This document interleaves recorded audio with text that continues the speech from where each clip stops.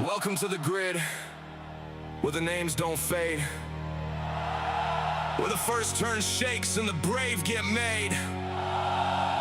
PHG in the air, hear the whole room call. Season 4 tonight, yeah, we came to ball.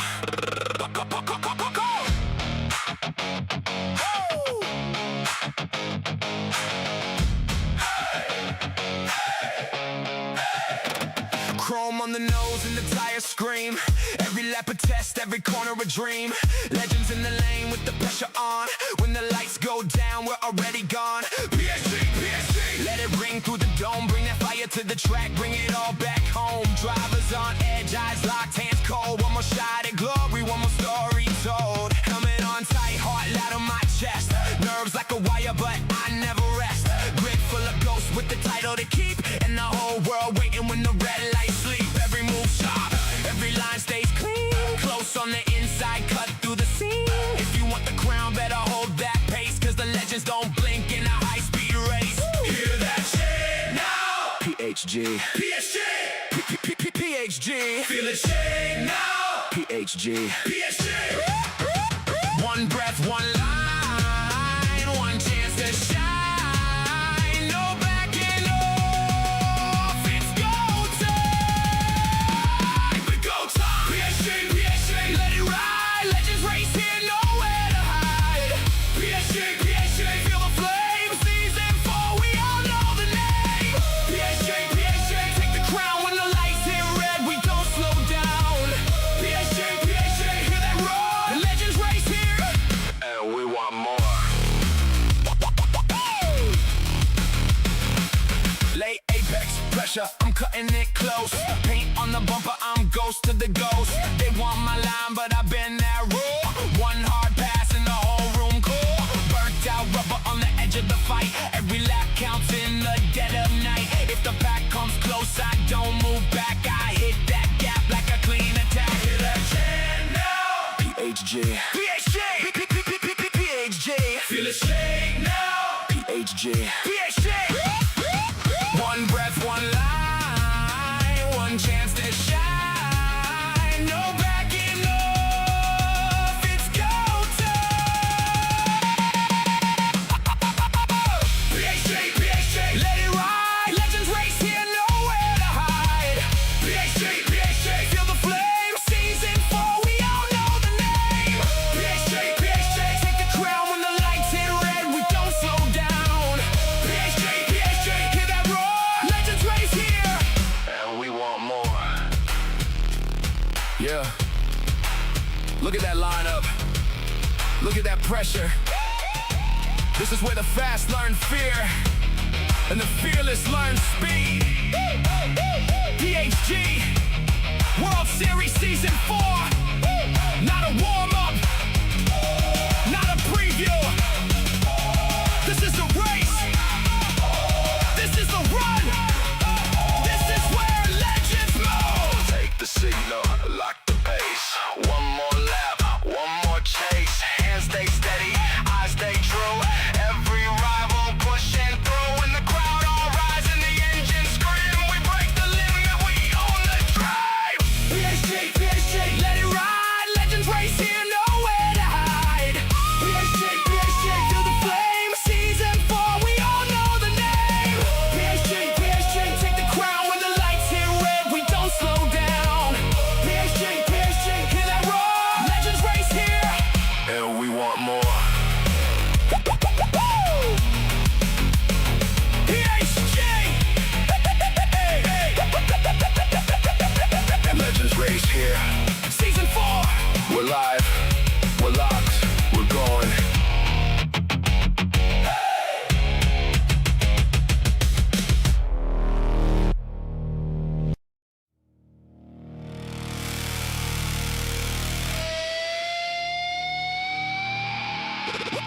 welcome in. Buckle in, tune that grip. PHG World Series Season 4, let it rip. 4 wheels, hard lines, one more lap. Hear that chant, shake the whole room back. PHG, PHG, say it again. From the first green light to the very end. We came for the smoke, came for the pace, came for the chase, came for the race.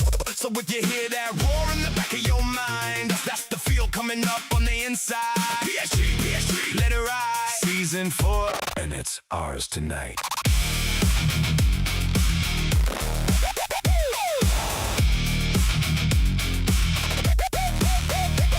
Start, line tremble, gloves on tight, hands on the wheel and the whole room bright. Break points carved like cuts in stone, every turn got a name of its own. Close draft breath in the mirror glow, one bad move and the pack swings low.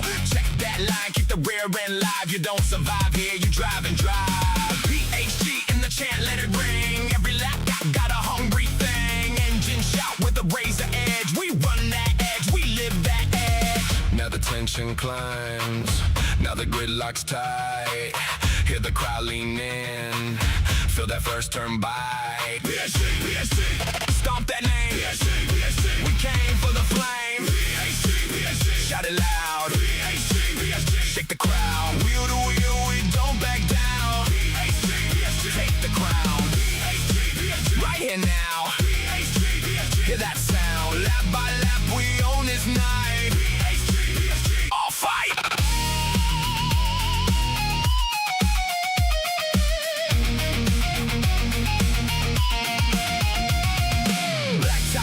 And a hard red stare, one late break and you're hanging there. Tiny mistakes turn into scars, cut too close and you're seeing stars. But the pack keeps coming mean and fast, every second feels like the last. Heat in the seat, no room to freeze, we move like wolves through the S-curve squeeze. PHG in the walls and the bones and the hiss and the crowd and the chrome tone. Say my name with the night on back, we don't drift off, we attack. Listen close. This is where it changes. This is where the calm gets stripped away. One corner, one breath, one heartbeat against a wall of engines. If you came for safe, you came wrong. If you came for slow, you stayed home. PHG is here, and the whole season starts now.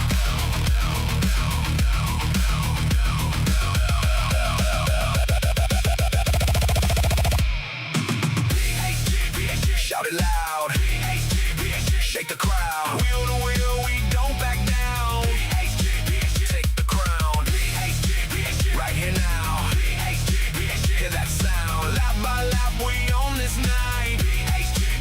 All fight, let it fade, but the mark we made won't wash away. Season 4, still in your chest. First lap curse and the final test. One last cry till the checker drops from the sky. We were here, you heard the call. We started all.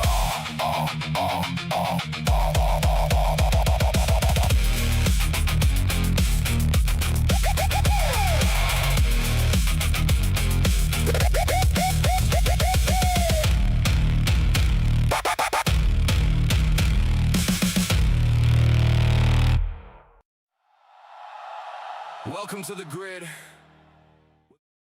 Hello, good evening, and welcome to round 2 of season 4 of the PHG World Series.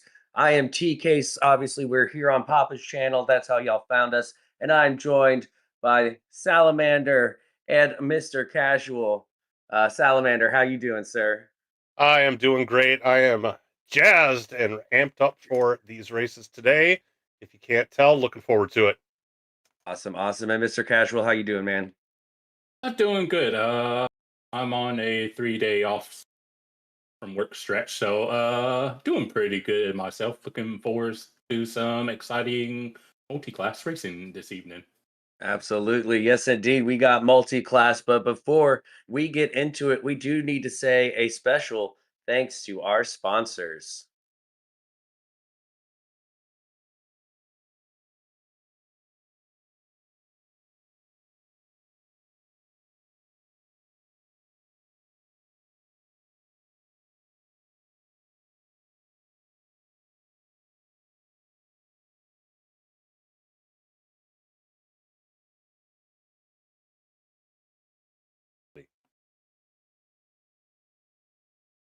Our next sponsor is Paul Davis. With decades of experience in residential and commercial restoration, Paul Davis Restoration is a trusted leader in emergency services, water and fire damage restoration, mold remediation, reconstruction, and large loss recovery.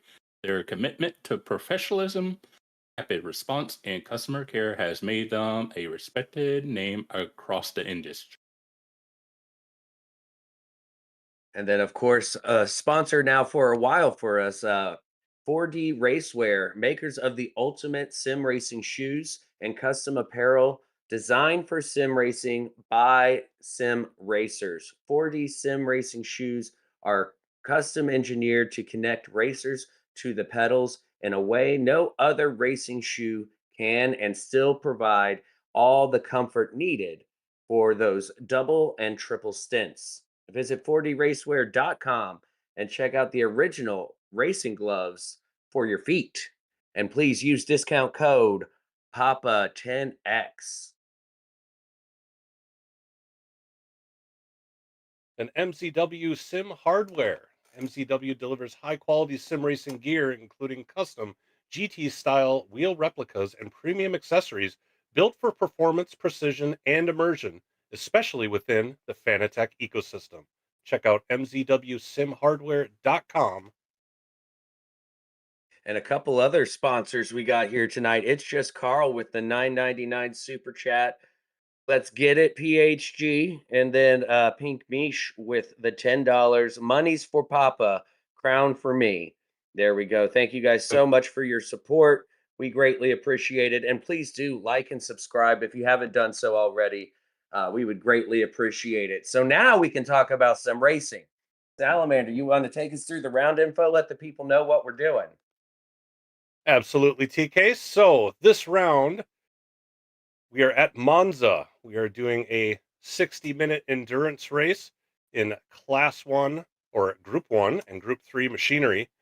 We've got the tire wear set to 5 times with racing hards required. Fuel is set to a 2x fuel burn with a 3 liter per second refuel rate. And special this round, we are doing the Group C Legends for the Group 1 cars and the Group 3 Legends for the Group C cars. I believe the graphic has the chicane. Are we doing the no chicane layout? I No think we are. chicane, correct. Yeah, we are. So a slight issue with the graphic there. We are running the no chicane layout, so this should be fast and furious for sure. Indeed, indeed. We saw it in qualifying how fast these cars go and how well matched they are, really, out there against one another. It'll be interesting to see at a track like Monza, not super wide and a lot of grass everywhere. So, should be fun to watch some of these overtakes, especially when we start getting that lap traffic as those Group C cars really take off. And now it's time for our newest addition for the season 4. We have our tamed racing driver, the Razi. So we're going to take a look at a sample lap in the Group 3 and Group 1 car and watch our special driver show us how it's done. So you can see here we are at the Festival of Speed in Italy. We are in the Supra GT500, one of the Super GT cars from the 90s, an excellent Group 3 car. You can see this is a very long straight. We missed the chicane, and here it's going to be flat out into turn 1. This is a long right-hander that's going to come up to a very heavy braking zone. Right there about the 150 board, just after we're going to hit the brakes, cut the corner just a little bit. You want to get a little bit of those apexes going through the chicane, get it straightened out as much as possible before coming into Lesmo 1, which here you really don't need to try to clip the apex. It's kind of an awkward turn, but you can see the Rossi gets through it just fine. Here they are going to cut the apex a little bit, try to get as close to that curve as possible, straighten it out, little wiggle for a very, very long straight into a fast sweeping chicane. So this will just be flat out, and this is where we're going to see the speed difference between the Group C and the Group 3 cars. On the brakes, carrying as much momentum as possible, making the track as short as possible, using all the runoff area as he can, and back again for a nice long right-hander. This turn you have to be patient for. You're going to want to get on the throttle early, but when you do that, that's going to cause the car to understeer. So you can see he's on the brakes, taking a slightly late apex, waiting to get the car until there's enough grip on the front tires and flat out across the line. And that is how you do a lap in the Group 3 Supra. Next up, we are in the Group C car here, going much faster. You can see the aero and the power as this car barrels down the straight. Again, flat out corner here. This is going to be interesting. We're going to see a lot of passes around the outside, I would imagine. Coming up to the chicane, you can see how much later able to brake, getting the car slowed down, turned in, using all the curb on the first part, not so much on the second as to not settle the car. Into Lesmo 1, you can see what a wide angle he takes here, getting back on the throttle as soon as possible. Coming up into Lesmo 2, where he's going to cut that apex just a little bit, using all the runoff area, keeping the car straight. This is where we see that speed really come to life as he's about to go under the bridge into the fast final chicane. Shifting up into the next gear just before hitting the brakes, trying to, again, use all the track, but watch out for those little sausages on the insides of those corners. They will unsettle the car. Back on this straight before the final turn. What a quick lap we're seeing in these Group C cars. The Razzi doing an excellent job showing us just what these drivers are going to have to do in today's race. And once again, these drivers have already qualified, so we will be getting straight into the race once we go over the split info. So there was our Razzi lap. That was a very excellent lap. Well done to the team putting that together for us. I think that's quite a lot of fun to see. So yes, we need to find out who's racing in this race. So we need to take a look at what Split 1 is looking at. Salamander, will you take us through this? Sure. These are all of our Split 1 qualifiers. We got 7 of the Group C cars, 7 of the Group 3. Starting on the front row, we're going to have S7R Wid and Mitz Covington. In the second row, we're going to have B Pabst and Talon. Third row, we'll have PHG Raider and Corridor, followed by PHG Jersey. Then after that, we're going to have Jorge Sr. and our own Kevin Darajo, or Oak. Then S7R's Mr. Racing 40. Then Mr. Wicco. Then RTR Diablo. PHG Shaggy Doo 88. And then PHG D Rodriguez filling out this split. Wow. Those are some fast drivers. Mr. Casual, you were saying that you had done a little bit of practice here. What are your thoughts about this race, especially with these caliber drivers for Split 1? So, I think it's honestly viable between a 1 and 2 stop with the strat for this race. Because I did a practice race earlier in the week, and yeah, I was like, I found out if I start on the medium tire, say, and I lock myself into a 2 stop. Whereas if I want to try to do the 1 stop, then I think I would need to start with the hard tire. That makes a lot of sense. We can see here Jorge Sr. out on the track, getting a little bit of warm-up in before we get started. Sal, your thoughts on this race? Yeah, really looking forward to it. Unfortunately, I had missed last week, so this is going to be my inaugural look into the multi-class part of it. And I know at Monza, Monza is a very fast track in and of itself. So seeing how these drivers navigate, the multi-class aspect of it. These Group C cars are going to get around so much faster. It's not going to take long before they're going to reel in those Group 3 cars. And it's really a matter of getting around cleanly. It's a matter of the Group 3 drivers staying predictable and the Group 1 drivers not forcing the issue. So, yeah, just excited to see how this one unfolds, for sure. Indeed, this is going to be a great one. Good variety of cars, and based on the qualifying time differences, it's probably going to be around 3 or 4 laps when those Group C cars catch back up to the Group 3. So should be fun once all that starts popping off. We know how fast these drivers are. With Jorge, they battled it out. They battled it out.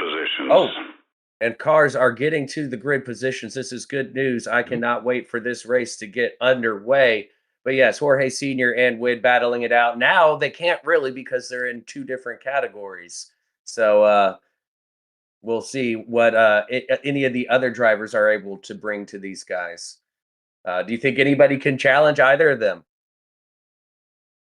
We need the screen. They're starting off. Oh, they're starting. We are seeing the host screen. Yes.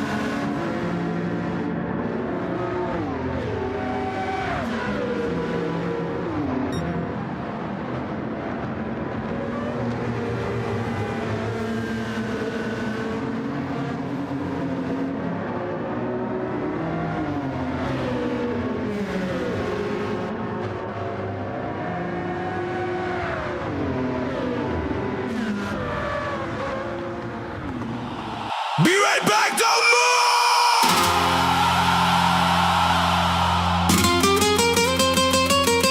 PHG World Series, Season 4!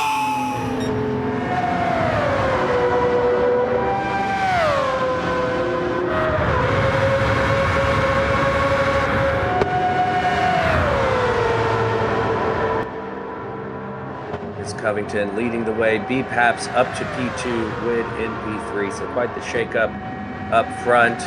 There we go. As Raider is attempting to catch back up to his fellow Group C compadres. So slightly interesting start there.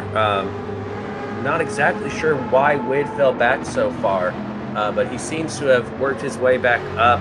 Mr. Casual, were you able to get a look at that start? I was keeping an eye on the Group 3s. I see.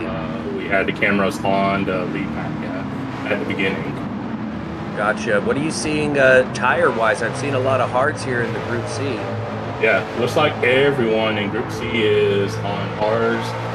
For Group 3, let's see, Oaks on the mediums. As is Mr. Racing. So looks like 2 are on mediums in Group 3. Okay. And 9th and 10th, and then all the rest are hards. And we can see side by side, Kate Naranjo challenging Jorge into the final turn. Naranjo on the outside. Does he leave enough space? He does. He tries for the cutback, not going to happen. Jorge Sr. staying in the lead of Group 3. That was some clean driving, wouldn't you say, Sal? Yes, absolutely. Seeing those guys go side by side is a lot of fun.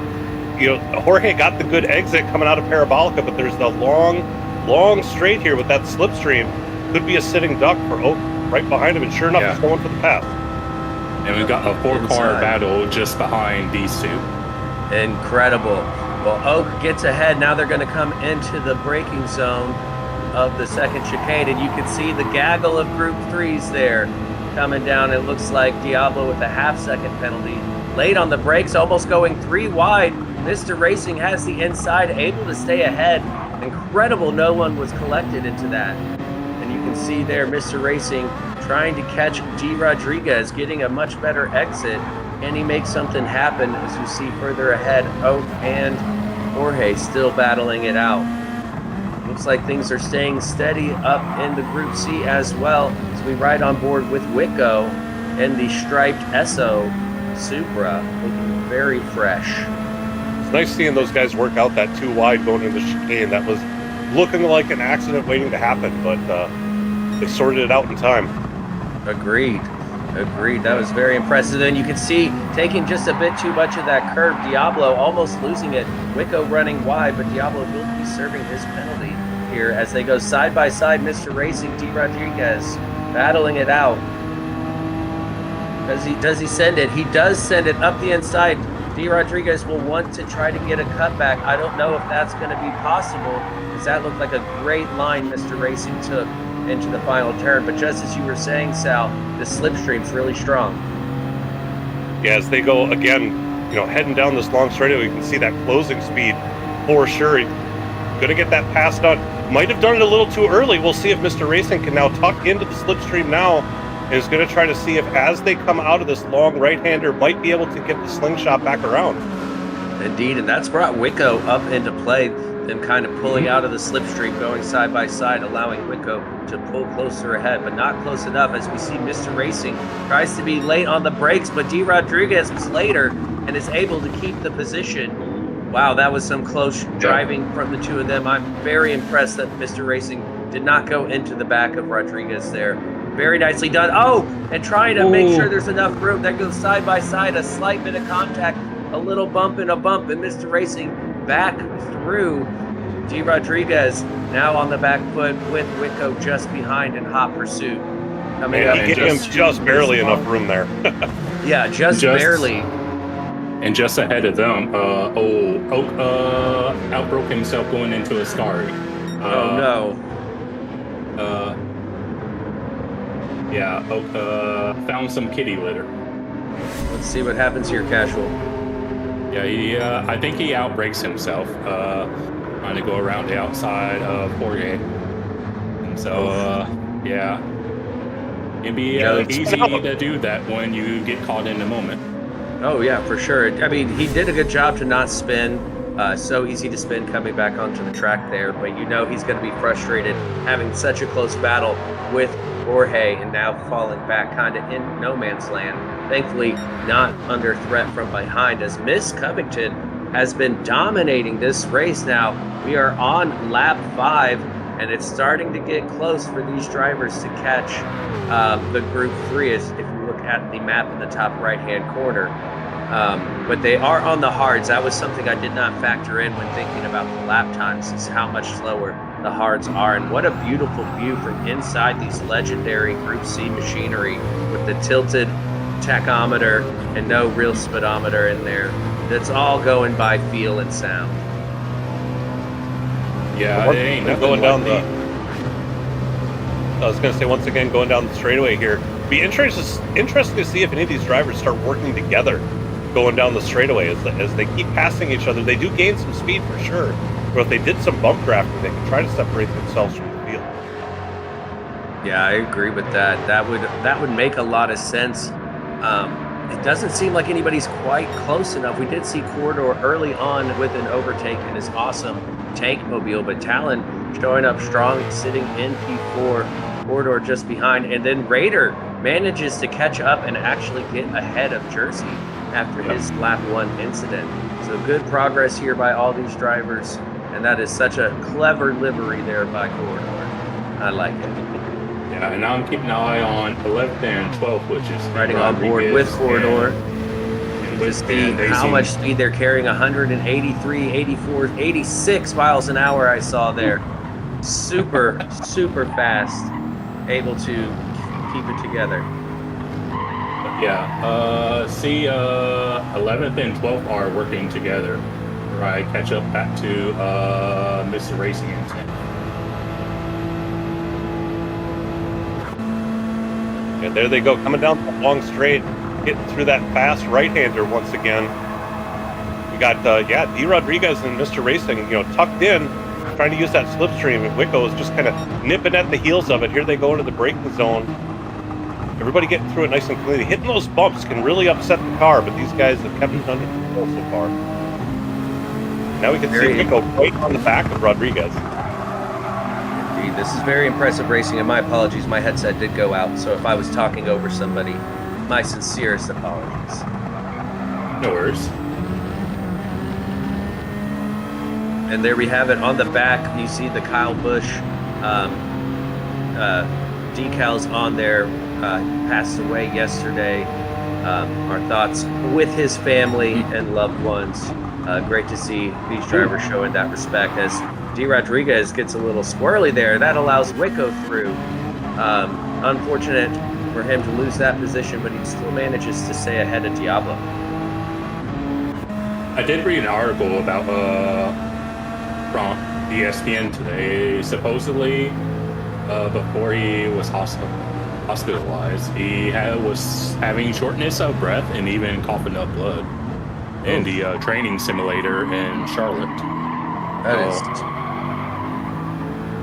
There we go. As Wid is in the lead, he takes the lead from Miss Covington and has caught up to the Group 3 traffic. He should catch the bulk of them before we get to the chicane, but perhaps he might have one or two to try to get through. Let's see if these drivers remain predictable. So far, so good. Which way? Okay. Oh, that was kind of tricky driving in the middle of the track there, but he's able to make it through without any incident. And now he has to sit behind Mr. Racing for a few turns here. I don't know if he's close enough to get through.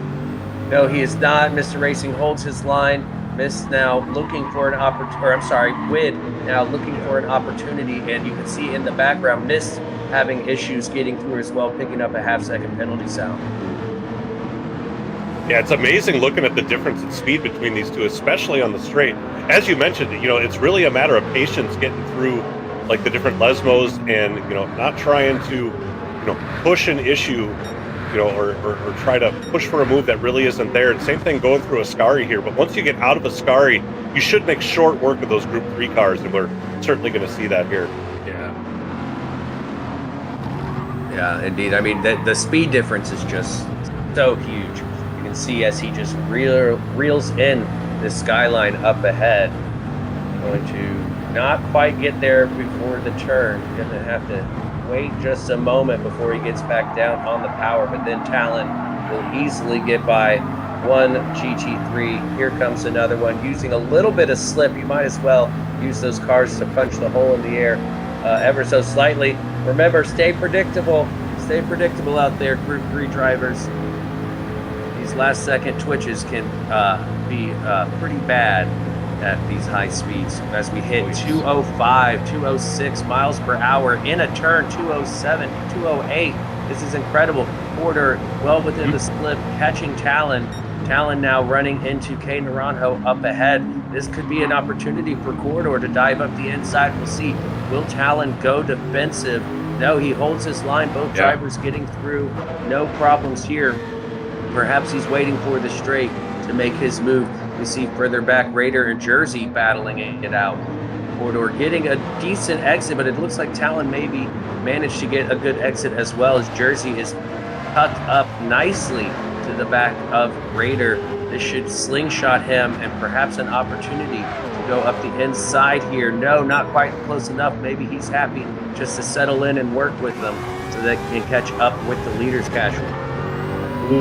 As we see saw Jersey go a bit wide on the exit of Ascari, but no harm there. But yeah, it's kind of nip-tuck with all the skill between our various drivers, and then you have the X factor that is multi-class traffic.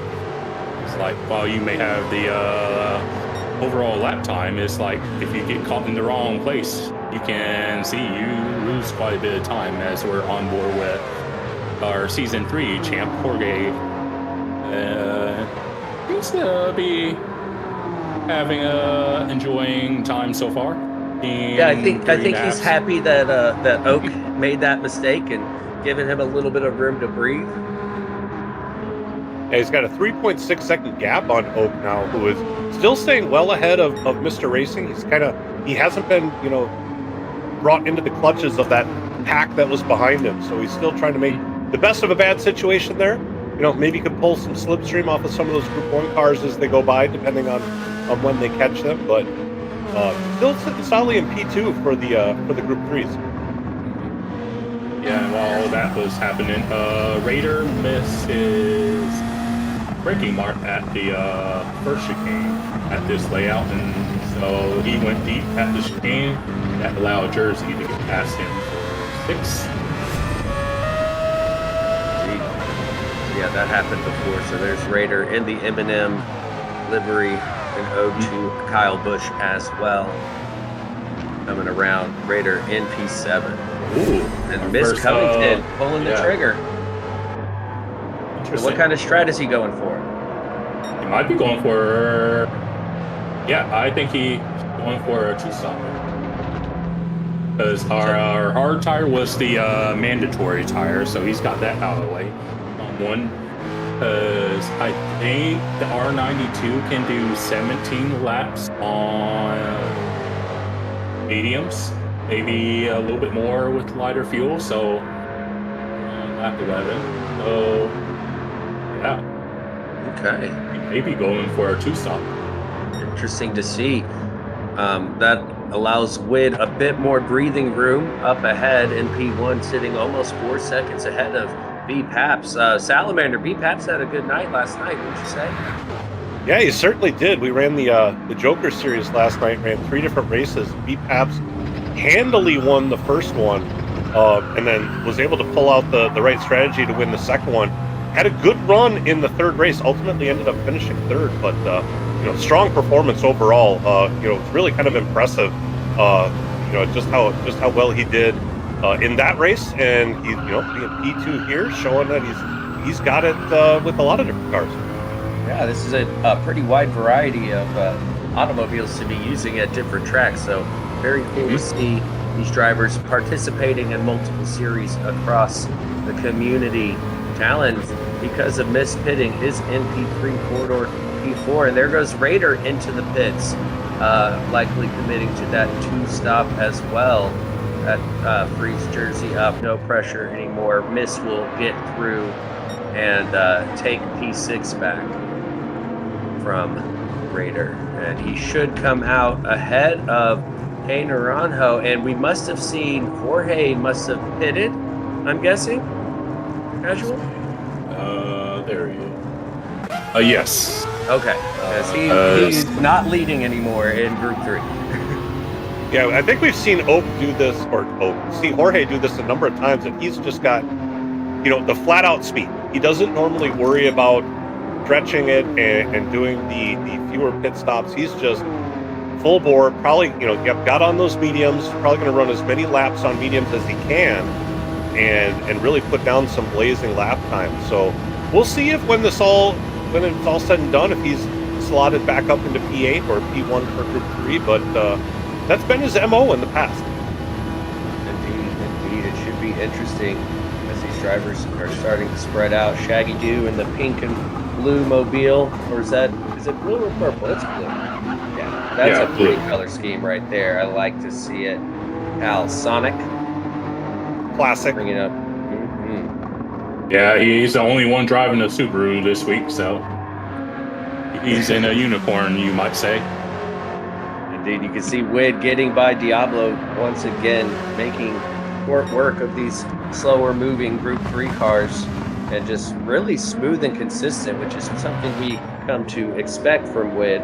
Also someone who's been consistent, minus that one little mishap, is Hey Naranjo, doing a great job holding on to that currently P1 in Group 3, running the racing medium tires here. 4th place, we got Florida being hounded by Jersey in 5th. They're both in the same car, but yeah. Wonder if they'll work Jersey's together kind of been fight. slowly moving up. Yeah. Well, Jersey's been an older fella. Takes him a little while. Get him all warmed up, and now he's hunting them down. It's just Now, not too far ahead of Talon. Covington and Raider have both pitted, right? So really Correct. the two Yes. behind have fresher tires, so they will probably be catching up soon. But, you know, after all the pit stops are done, it probably has Jersey still in the back. But, you know, it's nice to see that he's still, you know, with the rest of the Group C cars, you know, still got a good race going on here.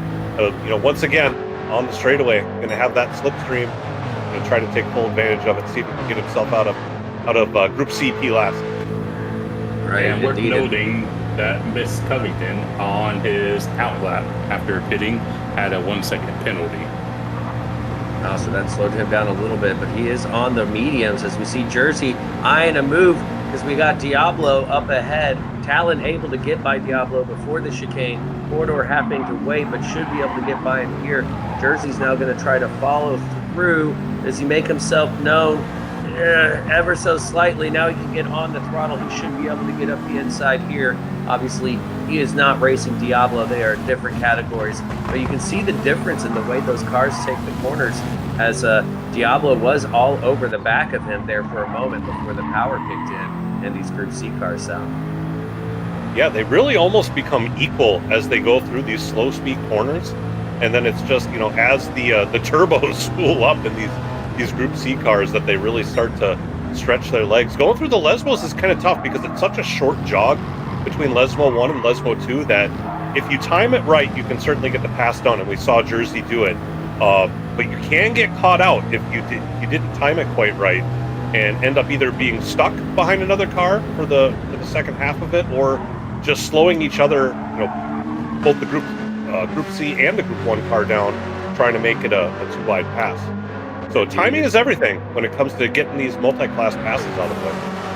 Yeah, In a I way. definitely hope these drivers did some practice. I imagine they did with the other categories in there, just to give them an idea of what they were going to be up against. In a way, this track kind of reminds me of Road Atlanta. It's like you have your occasional straights, but then you have your really short bits in between turns. So it's like kind of have to time your overtakes. Oh my Sometimes- goodness, and he's Oh, on boy. the grass. He didn't know where to go when he gets through with nice and smooth. He had Wow. two cars battling directly in front of him. He had to choose where to go, and he chose well. Look at this again. You can see Oh, Jorge my. Sr., having already pitted, is trying to get ahead of these cars. And so he goes to the left, Wicco goes to the right. And Ooh. oh my goodness, incredible that Witt was able to get through there, Sal. That is some crazy driving. I mean, he had the rolling roadblock. He had nowhere to go, and he found a way to get around. Did the old Jurassic Park, and life found a way. Indeed. Yeah, talk about threading a needle. Oh my goodness, and here we go again. 1, 2, there's Jorge getting ahead of Mr. Racing, making his early pit stop work for him, getting back up into that front pack. He just has K Naranjo ahead, but Mr. Racing is not going to just lie down. He's looking to go up the inside in that BMW, unable to do it. He is on the mediums. Jorge is on the medium tire and very fresh compared to Mr. Racing's Ooh. well-worn medium tire. There's really no way he can keep up with Jorge here. I imagine he'll be coming into the pits soon, Cashman. Yeah, let's see, we're on lap 14. Yeah, because I've done all my practice with the Group 1, so not sure exactly how long you go on to Group 3, but yeah. Yeah, Mr. Racing's tires aren't exactly looking great, whereas Jorge's is looking pretty good. We are on board with Witko. Looking back, you can see that fast car of Talon approaching so quickly, trying to get away from Corridor, hoping these Group 3 cars make it easy on him. And there we go. There goes Talon. Corridor running wide in the background, trying to get through. But now it's going to be hard for Corridor as these two cars battle it out. But no, he gets out of the way, lets him through. And Wicko's going to have to think of another time to send it on Pete Rodriguez. And Jersey's coming up behind them as well. It is crazy busy around here at the Temple of Speed. And Jersey still sitting in P6 with Miss Covington trying to close him down. You can see just behind there, Miss Covington coming through. And look at those. Group 3 Miss is going to have to go way wide over there. I cannot believe he made it through. That was almost 4 wide on the straight. See that again. What do you see here, Sal? Yeah, I mean, he just reels them on in. And of course, the Group 3 guys are fighting it out, which they're certainly allowed to do. They've got the Slipstream slingshot going around. And once again, this off into the grass, just like Wid did. I mean, we are seeing some talent from these Group C drivers being able to make this stuff work, being able to make a hole where there isn't one without making contact. Impressive stuff. Indeed, and Miss Covington currently has the fastest lap of a 127.584. Just went purple there in that second sector. See if he can close out this lap as he is purple yet again. But again, lap traffic, he's got a race driver on a different strategy of Jersey. But they are in the same class, so they are racing, waiting to the last minute to pull out from behind Oak and hunting down Jersey. Miss Covington on the racing mediums, having pitted once already, Cash. Yes.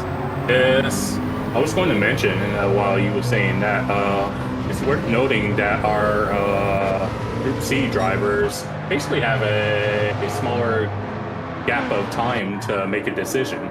So while someone might be in the chat, well, why didn't they go the other way? Because you kind of have to make a split-second decision on a whim. Oh yeah, for sure. I mean, you're going almost 200 miles an hour. Like, that happens very quickly. Well, in general, for those that have read up on the multi-class rules, typically it's the slower car is supposed to maintain their spot on the racing line. So if they're in the middle, you typically, as the faster car, need to pick go off the racing line to get around, and that obviously gets so complicated once you've got Group 3 cars battling. Then you're double wide and all that business. So watching these guys figure it out in real time at high speed is impressive. Wow, that's been going on. Jersey on his hard tires has been kind of holding up Miss Covington.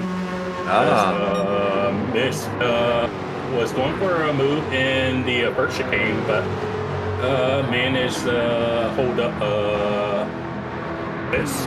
So it looks like they're bump drafting now. Miss may actually just be using Jersey to get some extra speed. Maybe save a bit on fuel as well, using that slip. But he's clearly faster. So yeah, there now he pulls out. He will take the lead. Instead of going offline to try to make a move and lose time, felt it better to just stay tucked in there. Very smart from Miss. And I think Jersey also may have just kind of given him the position. Maybe he wants to be behind, spend a couple laps to save some fuel himself. The tricky part is generally when you're in the draft behind someone else, that can eat your tires. Jersey's tires are pretty worn. I mean, being the racing hards, he's been out there for quite a while. But at this point, it might be more of a fuel saver. Yeah, absolutely. And I mean, he has been out there a while. This is lap 19. We're almost halfway through this race. It is an hour-long endurance race. So there's no set amount of laps. It's just how many laps can the leader do in an hour. And so far, Witt is showing he can do quite a few. We're looking at over 40 laps by the end of this race, so we're right around that if you factor in the pit stops. Yeah, I mean, we're seeing both Witt and Jersey on the same strat, clearly going for the one stopper. But it doesn't seem that any one strat is the meta. You got Witt way up front and Jersey further back, but we'll see how it all shakes out. As the two stoppers come in and put in some more time, they may all catch up and end up being a pretty close battle at the end. If anyone's wondering what the gap is between our lead 3 car and overall leader, is about 3 minutes 48. Wow. So clearly they're only on lap 17, so we got a few laps in between them now, and that will only continue to grow as this race goes on. Curious, I guess if we're about halfway, we're going to most likely double that gap. by the end of this. We start lap 18 for Jorge Sr., leading the way in the Group 3 car. Do we think that might factor into the mental aspect of this at all? I mean, Jorge certainly is not used to being lapped in any capacity. And in this race, he's been lapped twice already. So, I got to wonder. I mean, he's smart. He knows they're Group C cars, they're faster, but I wonder if that still kind of plays into your mind a little bit. Yeah, because as a racing driver, especially one who's used to winning most of the time, that does play on your psyche a little bit. Just not used to just letting cars go, at least put up a fight. We can't really do that as we now see our leader win in the pits. That promotes B Paps up into P1. Talon's still pretty far behind coming into the pits, so Mist moves up into P2 as Talon and Corridor follow with strategy. Coming in. We just passed the halfway point. There we are. They're hoping they can make it to the end, assuming did he just come out on, so he's just doing hard, okay, because the hards are the only ones required. I see. Yep, that's what it looks like. Interesting. So Mist definitely going to be coming back in.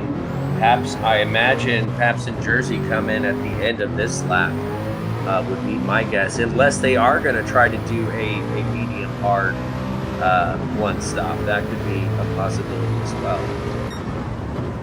Yeah, I'm not so sure if the medium is going to be able to go. We just passed the halfway point, and we can see that those hard tires are almost completely gone after 30 minutes.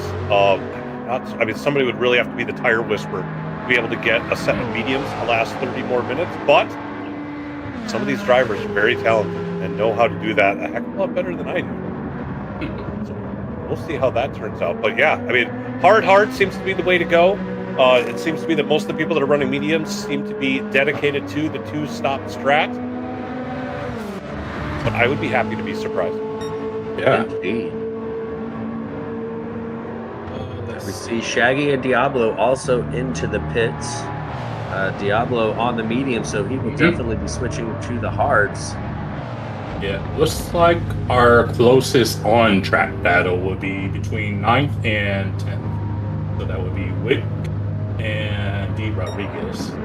But yeah, everyone's kind of going through their pit stop phase. So it's kind of spread out at the moment. It'll all come back together once everybody gets settled back in. That was, 3 drivers in the Group C's all pitting at once.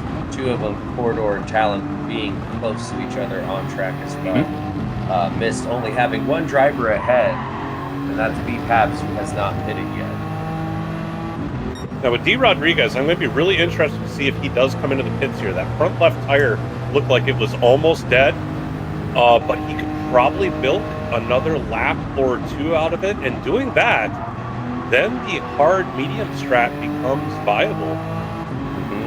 See if he comes in. No, he's going to continue to stay out. He's really going to run that tire all the way down, but 27 minutes left to go. If he can get to the 20-minute mark, medium should be able to last 20 minutes.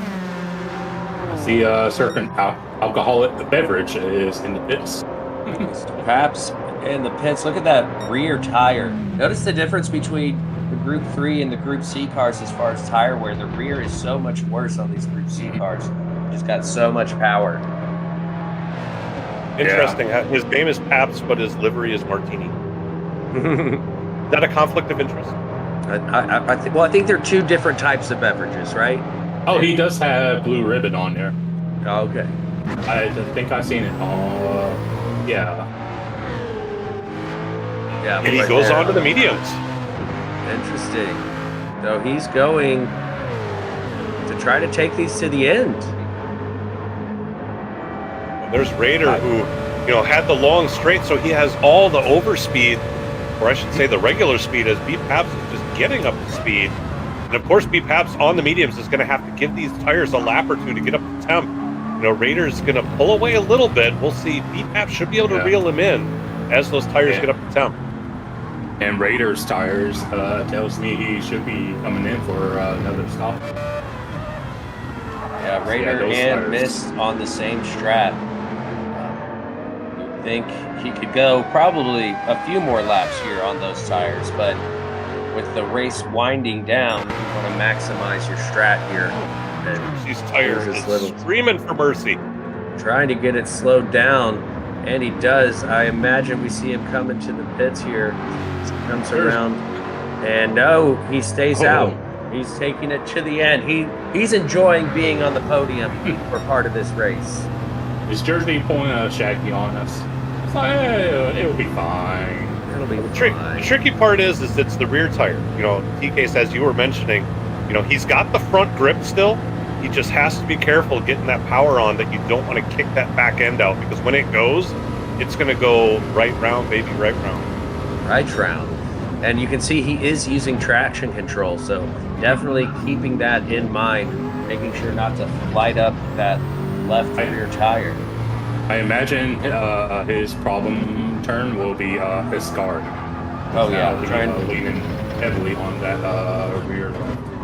Well, and the weight transfer. That weight transfer is what can really, really hurt you. And it's at the end of the lap.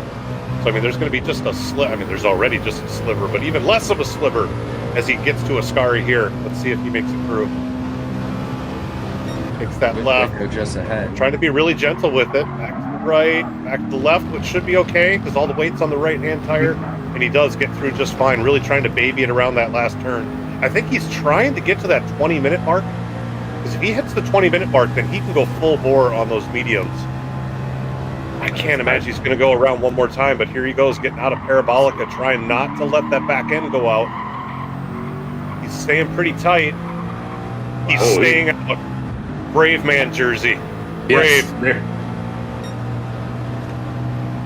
Yeah, And he I is do it. losing a little bit of time to win, as well as Mist just drives away, making his race easy, but he will come in and pit one more time. So it's really a battle between him and Wid as far as strategies go. Wid on the hards, doing the hard strat. Plenty of tire for Wid left to go. 23 minutes. He'll certainly make it to the end. Raiders' tires are starting to wear down. He's also on the two-stop strat. But B. Paps, with those fresh tires, is caught back up to Raider already. And with a fresher set of tires, and with them being the mediums, he should be able to make short work of Raider. He should be able to come out of one of these corners with a lot better grip. Yeah. Yeah, he really He's got is. a time, and it looks like he got into the back of him in the middle of that corner, which killed his momentum. It's tricky trying to time that, where you kind of give them a little bit of rope and let them get through the corner, and then use that extra grip as you're coming out and get them on the straight. Yeah, his tires are going to be hurting here, though at the end. So Raider might be able to, after doing a second pit stop, as we see Mist making his second pit stop. This will be interesting just to see where he comes out against Wid. Okay. Jersey now one last into thing, the pits. One last thing to mention with B. Paps is that, Moves Wid being up in to that P1. slipstream behind, is going to burn up his tires a little more too. You get a lot more tire wear when you're following along with somebody. So it's another reason he's going to want to get behind or past Raider as soon as he can. Oh, and Raider came into the pit, so he gave him a gimme position. So now B. Paps has some clean air and can now work on just kind of maintaining those tires. Try to keep them from wearing down, but putting in some good clean laps. He's sitting in P2 right now, 4 seconds to Miss Covington, who will also be on the mediums. He could be looking at a podium position with that. Yeah, very well could be. Look at this.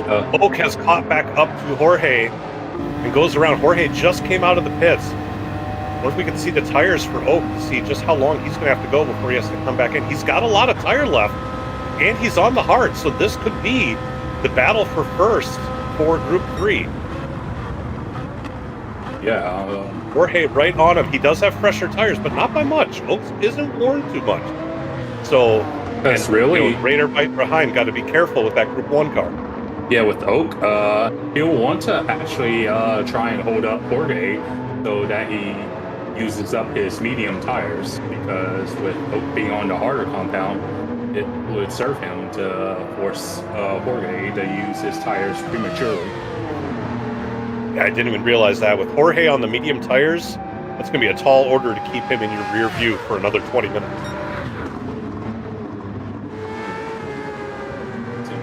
Their fuel, Hope has just a sliver above the tank. Jorge has a little bit more than that. I would imagine they're probably both set to the end from here on out, so it's just a sprint for these next 20 minutes. Because I imagine they're going to battle enough that it lasts long enough behind them. Wick would be able to catch up. Yeah, Mr. Racing not too far behind him either.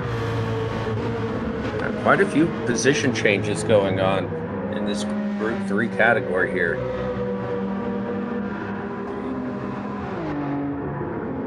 And I have swapped out my headphones so that they will not cut out anymore. Okay. Good Yeah, to see. that's why I use well, mine are naturally wireless, but I got like a cable for it. That's why mine don't really cut out. Smart. Mine's been behaving today. Knock on wood. Right. Diablo bringing up the rear. 16.8 seconds behind Shaggy on the Racing Softs. Interesting choice of tire.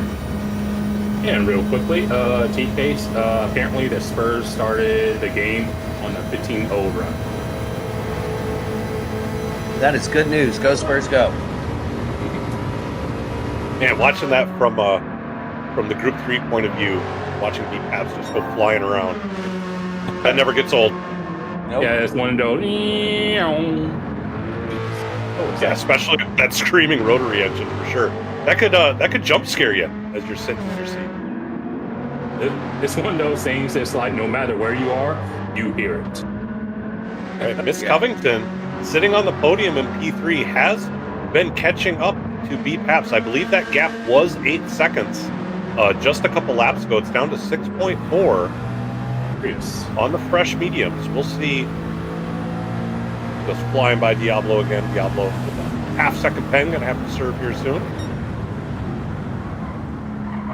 Going smooth through Ascar. You see him just kind of dancing on the throttle to get his way through there. That's curious. So we know Wid's good on hard tires, but B-Paps is on mediums. So I wonder if he'll be able to catch Wid at all, or if Wid's just too consistent. Yeah, because Paps waited he was the last Group C to pit. He did go, or no, Jersey was the last one. But yes, Paps was one of the later leaders to pit. And sure enough, Jersey went to those medium tires. So he's going to be set to the end on the superior tire. Yeah, but he was able to get ahead of Raider and move his way into P6 and not last, which is good. And I just think Wid might just be too consistent. It'll be interesting to see with Paps being in between Mist and Wid.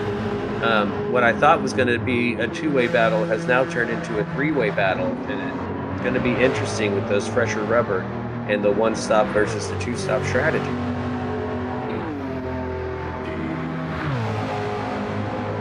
Absolutely. I mean, we are seeing some wear on these mediums already, and we still have 17 minutes to go. So, I mean, we have over a quarter of the hour left.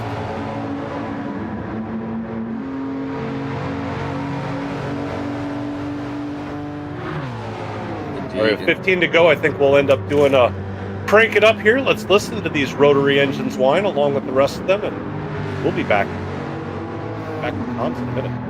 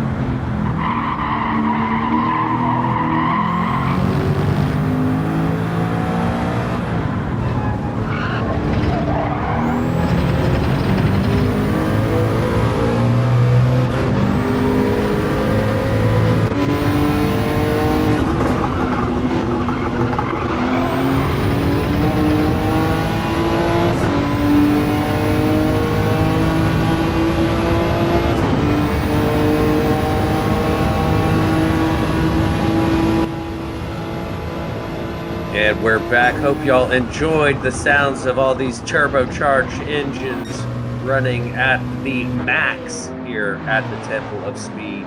One of the few tracks where you just get to keep your foot down for the majority of the lap. Always fun to do in these high performance cars. As we see here, Wid still leading the way, 8 seconds ahead of Paps, who is slowly, well, was gaining on him, but it looks like Wid is seeing that time delta coming down and kicks it back into gear, tries to pull away from Paps as Jorge Sr. leads the way ahead of Pedro Hill in the Group 3 cars. Interestingly, we just happened to go back when we had both the Group C and the Group 3 leaders. Right there. Wid has probably never been happier to pass Jorge so fast. Yeah, I was going to say, I don't know if you noticed, but it's gotten cloudier. Yeah, it has. Speed. Yeah, with that cloudy and with the mists, that should bring the temperature down. May help these medium runners make those tires last just a little bit longer. 14 minutes to go. Been very clean racing. It was a bit chaotic start, and we've had some close calls on the lap traffic. But overall, just a few 2 to 3 car battles. I know early on we had that Group 3 battle as Paps gets ahead of Jorge, continuing on his P2 run, having a solid performance. Good seeing Paps get through. Real quickly, I seen Richard Childress Racing is retiring Kyle Busch's number 8 car. His 11-year-old son Brexton is ready to take over. Wow. That's exactly what Childress did with number 3, didn't he? They retired the number 3 when Dale Earnhardt passed. And it didn't come back until his grandson took it over, if I recall. Austin Dillon finally driving the number 3. Kind of a class act to do that, though.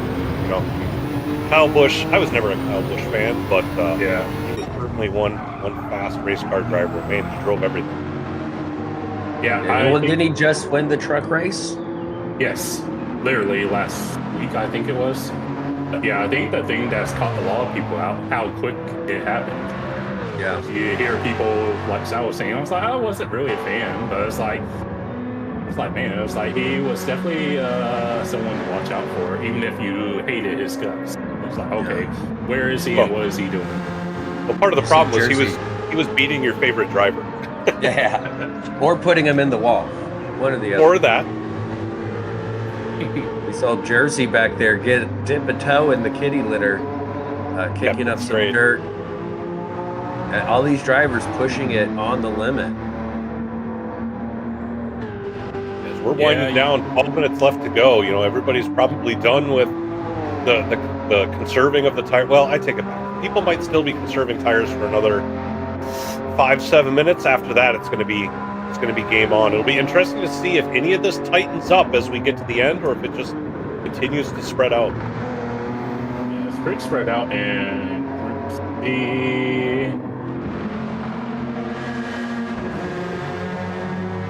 I can tell the closest on track is between 10th and 11th. They're about 2.5 seconds apart, but yeah, that seems to be the closest. 10th and 11th looks like they have a 10-second gap. So the different strategies playing out here. Don't know how much is going to come to a head. I think the biggest question is, can Mist make up any positions, as he was leading this race now in P3 on the 2-stop strategy. Mr. Racing P11, D. Rodriguez P12. There's our Jagu 13.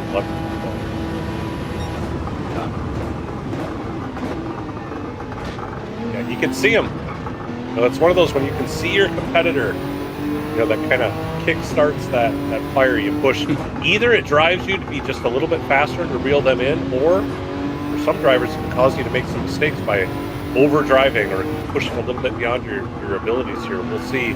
The gap was 2.0 seconds, now it's 2.6. We'll see if that yo-yos or if Mr. Racing is able to continue to put space between him and D. Rodriguez. Paps now falling down almost 10 seconds now, 10 seconds behind Wid. Wid's got himself a 10-second gap between him and B. Paps, and Miss Covington is certainly reeled in. Yeah, he's got it just under 4 seconds now. So he's looking to have a say on the second place. Keep an eye on these two.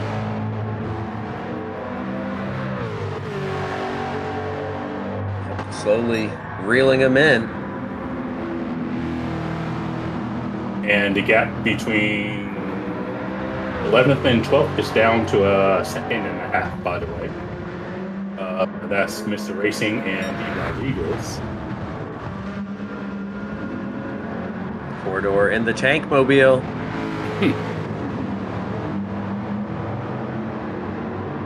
Yeah, if it was like a Batman bus, then I guess you would call it a tumbler. Right? PHG jersey still in P6. He had some taste of the podium for a little while. But he's now settled back in. Raider. You had that lively lap 1 where he ended up having to cut the chicane and lost quite a few positions to catch back up, but now has fallen back almost 8 seconds behind Jersey.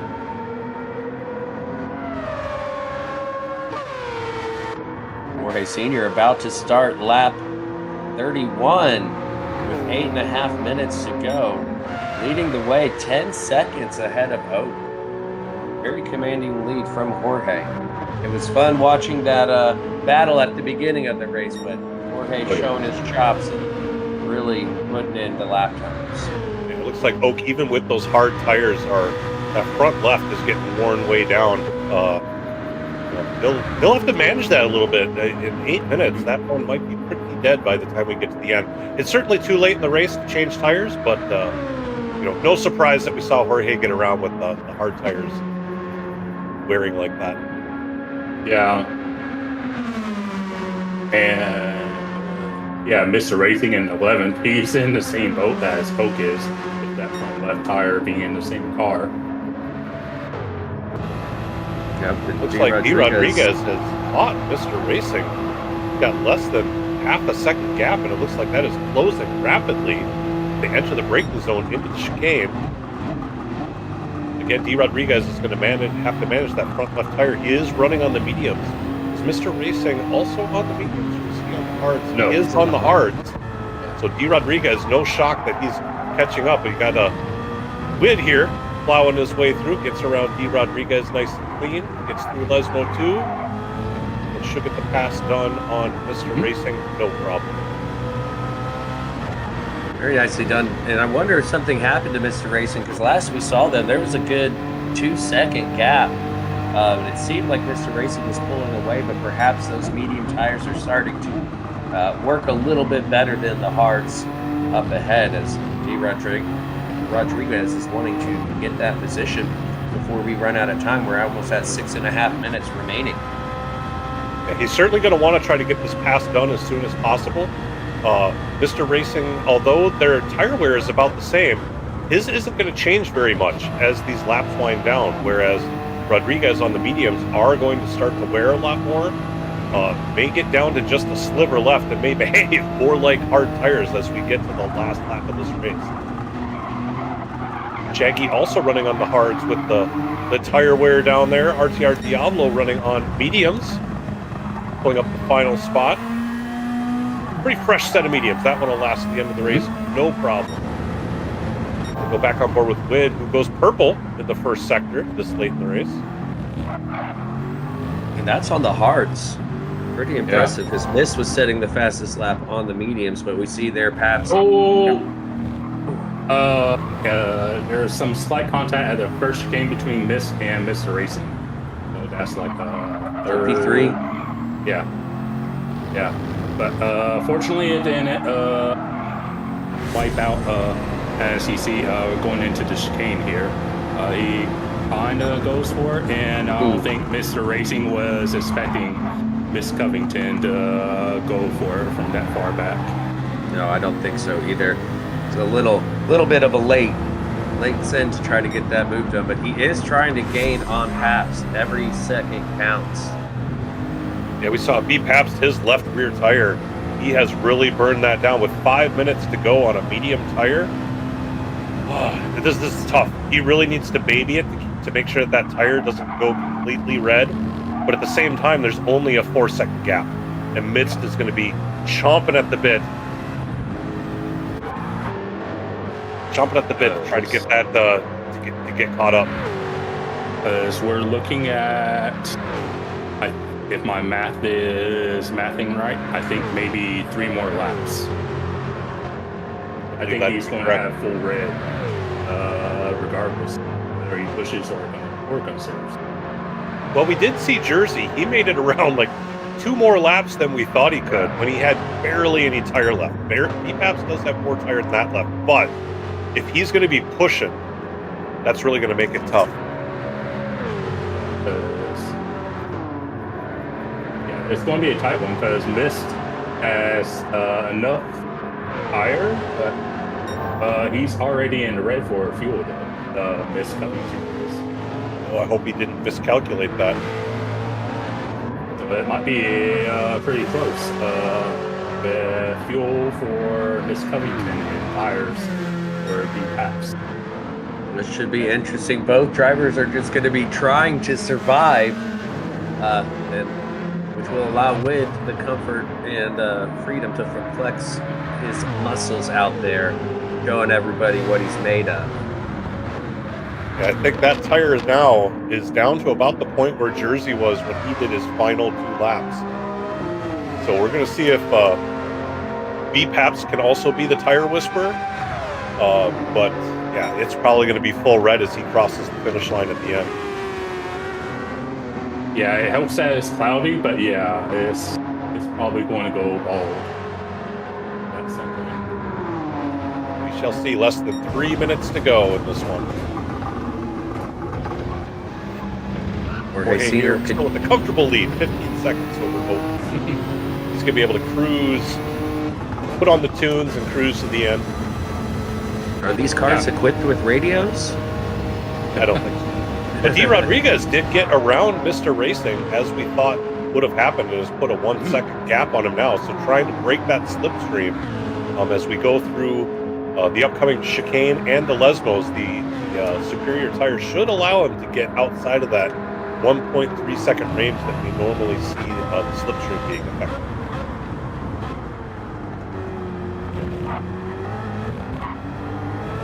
Well, Mr. Racing had a better chicane there.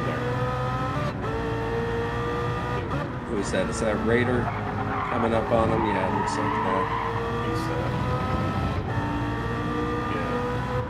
that. So D. Rodriguez really not able to pull away Mr. Racing, keeping him in check. All it takes is one little wiggle as Raider comes flying by. Yeah, he is reeling him in. We'll see who can man it, who can run on worn tires the best. That's what we'll see at the end of the race here. The problem is, once he catches him, then he's still got to get past him. And oh, Mr. Racing goes wide there, coming out of Ascari. See if he picks up a pen for that. He may have gotten away with it. If you end up lifting off the throttle as you go wide, you can sometimes get away with not getting a penalty. Looks like he did exactly what he needed to do. Wid currently leading the way. Yeah, I don't know if Miss Covington in third is going to have the fuel to go another lap unless he goes like fuel map like 4 through 6. So if you look at his fuel in third, it's like, oh boy. Yeah, it's flashing. So is Paps. Paps just a little bit more with only 46 seconds to go. They should get another lap in. Maybe they both slow down so that they can get across the line after the time. Oh, they can see each other. Oh, I mean, man, he's under a 3-second gap. They are both trying to survive this. One's trying to save the tire, the other is trying to save the fuel. Almost 17 seconds ahead of Talon. B-Pap's pulling a bit of a gap now. It's back over 3 seconds. Okay. I think Miss must have had to go to a different fuel map because he's losing time like crazy here. Again, just trying to survive. He's got plenty, like you said, he's got plenty of gap between him and Talon. I think he's just sort of resigned himself to third place at this point. But man, that tire. The other thing he can hope for is if that tire wears out, it's going to be hard not to spin that thing going through a Ascari. Whoa, there it goes! Round he goes. Wow, Miss Fuel map 6 Covington for the win. up into P2. Oh, for the win, for P2, yes. So Back in corridor, Showing his inner Murray Walker. corridor, Jersey, and Raider are all finished. So that is P5, 6, and 7, which means Jorge should be coming around to finish the lead of the Group 3. No, he's still further back going into Lesmo. So back up Perhaps front. that gap to Talon is dropping. He still has to make it through Ascari. If he spins again, he could lose another spot. Talon able to gonna get breathe that real extra slow. lap in. No throttle input at all. Just coast it. There. Up ahead, Wid takes the race win. Miss Covington nursing that fuel. Can he get around? Looks like he's going to make it. Great racing from Miss Covington. Having a stellar start to the race and commanding most of it. Well done on the 2-stop. B. Paps gets across the line, P3 to round out our podium. Talon should be the next across the line. Talon out of fuel.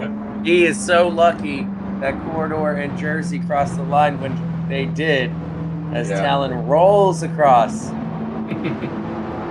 Leave us with Jorge Sr. leading the Group 3s. That's is the leader of Group 3s. And Wicco ended up getting ahead of Oak. So that's Wicco in P2 for Group 3. Oh, I wonder if Oak ran out of fuel, or if he just had a problem. Congratulations to S7Rs. Wid. We look here. Salamander, will you take us through our results? Gladly. So P1 overall goes to S7R's Wid, taking first place in the Group C Legends cars, followed second place by Miss Covington, who gets the last lap pass by conserving all the fuel. BPAP still coming in with a podium position in P3. Talon coming across in P4. Corridor in the Tankmobile comes across in P5. PHG Jersey nurses it along in P6. And PHG Raider comes home with a P7 at the bottom of the Group C's. Then we have Jorge Sr., who is our leader in the Group 3 category, followed by Wicco, who somehow got his way up into P9, P2 for the Group C's, or the Group 3s. We're going to have to see how that may have transpired. But Kane Aranjo, or Oak, coming in P10. E. Rodriguez, with a late pass over Mr. Racing, comes home in P11. Mr. Racing in P12. PHG's Shaggy Doo in P13. And RTR Diablo rounds us out in P14. What a race. What a race indeed. That was excellent stuff. I mean, we expect it from our split one drivers. We know they are insanely fast, and they showed it there with just such great consistency and really able to handle those cars on the limit with no tire wear or with no tire left, having to manage fuel. Very tricky stuff for these drivers. So before we go to break, we need to pick our driver of the race. I'll start with you, Salamander. You know, I'm going to go with Miss Covington. They were able to manage their stuff. When they got low on fuel, they didn't try to push it and make a bad situation worse, and it actually ended up being a positive for them. So I'm going to nominate Miss Covington as my driver of the race. Very good. Very good. How about you, Mr. Casual? I think I'll go with in the Group 3 category. Yeah, I'll go with our Season 3 champ, Jorge. Because we saw on the second stint, even though he was on the faster compound, he had work for the class win. So my pick is for Jorge. Awesome. I too am going to go with the Group 3 and go with Wicca. We don't know how he did it, but he managed to go from P4 up to P2. He had several battles on track, some crazy 3-wide moments. So I'm going to give it to Wicca there. I think they did an excellent job showing off their racecraft. So Good that job to is all a the split drivers. one done. What was that, Sal? Sorry. I was just saying that's good job to all the drivers. Yes, indeed. We got a poll up. Poll is up. Please vote for your driver of the race. We're going to take a short break. And then when we come back, we got split 3 for y'all. So don't go anywhere. A disaster transforms your home into a place of chaos, where everything that could go wrong does. This is the world of Paul Davis Restoration, where our experts are ready, trained, and equipped to restore your home, to make things right. Paul Davis Property Restoration Experts. When things go wrong, we do what's right.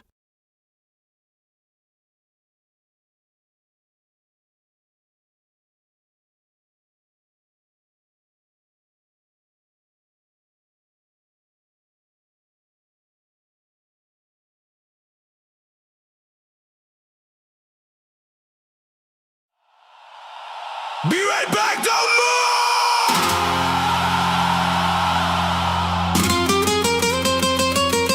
PHG World Series, Season 4! Watch the lanes, hold the line. One more lap, then we fly.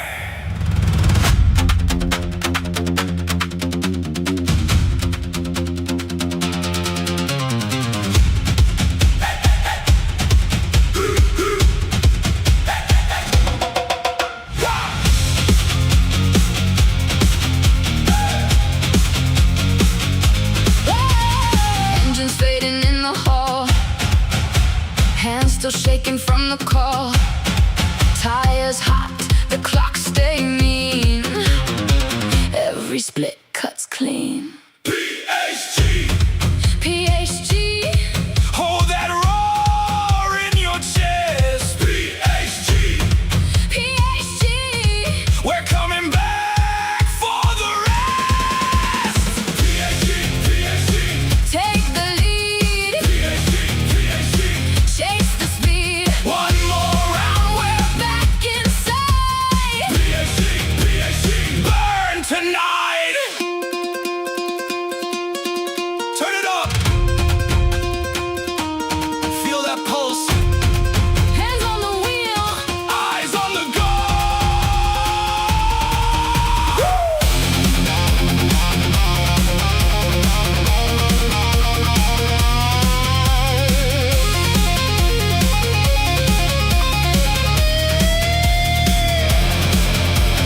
PHG, PHG, Take the lead. PHG, PHG, Chase the speed. One more round, we're back inside. PHG, PHG, burn tonight. Oh, rise up now. Oh, hear that shout. Steel and thunder, side by side. PHG keeps the fire alive.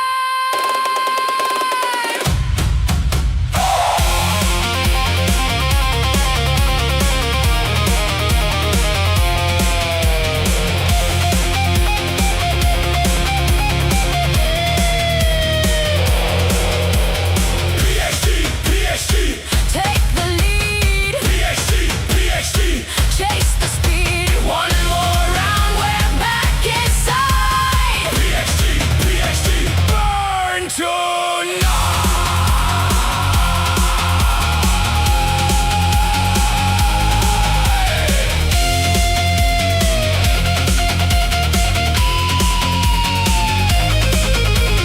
Be right back. Keep the feet alive. PHG World Series. We'll return.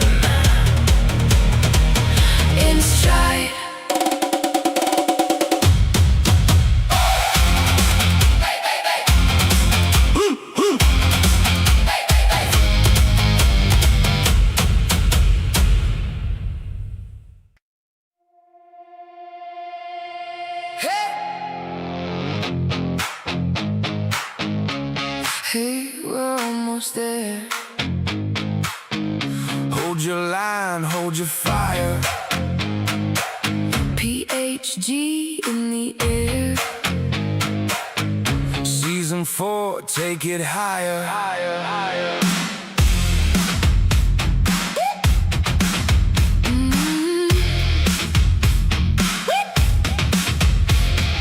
Pit lane, open wide, tires fresh, hearts alive. Fuel up, lock and tight, we'll be back in a minute's time. Grid map, clean and bright, gloves on, set for flight. Keep that spark in view, the next green flag's coming soon. Hands up, don't drift away, we're just on a short delay. Eyes up, stay with the ride, we'll hit that track on the other side. PHG, PHG, be right back with me. PHG, PHG, keep that energy. PHG, PHG, feel that heartbeat rise. PHG, PHG, we're back in a flash tonight.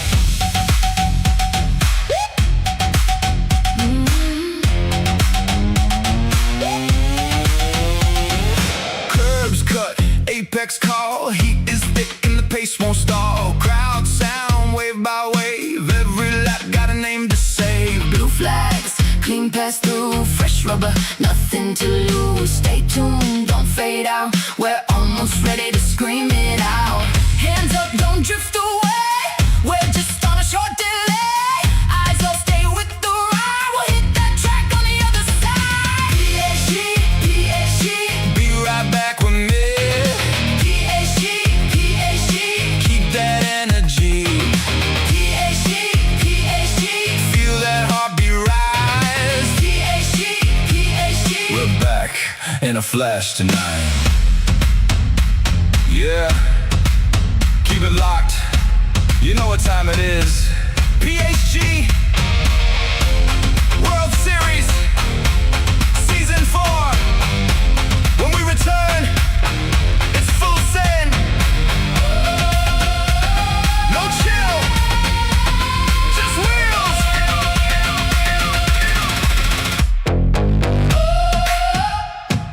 Don't go far, stay where you are. Drums roll, spirits climb, we're crossing back in perfect time. PHG, PHG, be right back with me. PHG, PHG, keep that energy. PHG, PHG, feel that heartbeat rise. PHG, PHG, we're back in a flash tonight.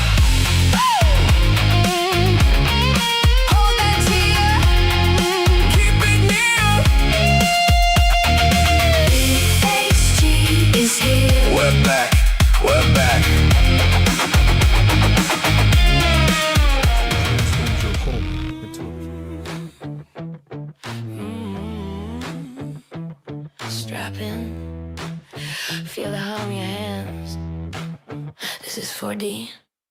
Heat on my palms, grip locked, heart racing. Shoes hit the pedal, whole room shaking. Jersey on my back, hair pulled low and blazing. Every turn I take, got the ghosts I'm chasing.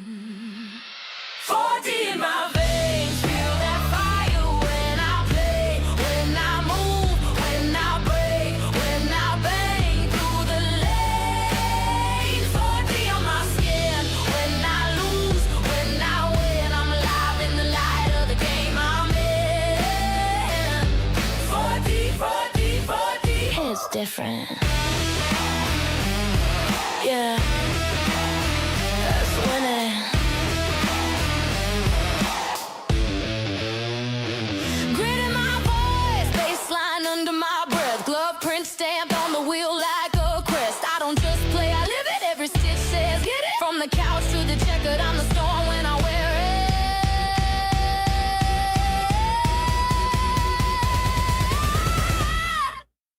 4D in my veins.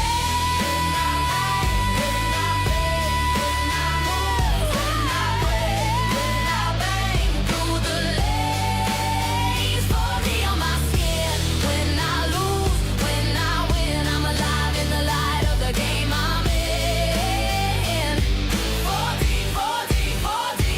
different. It's different.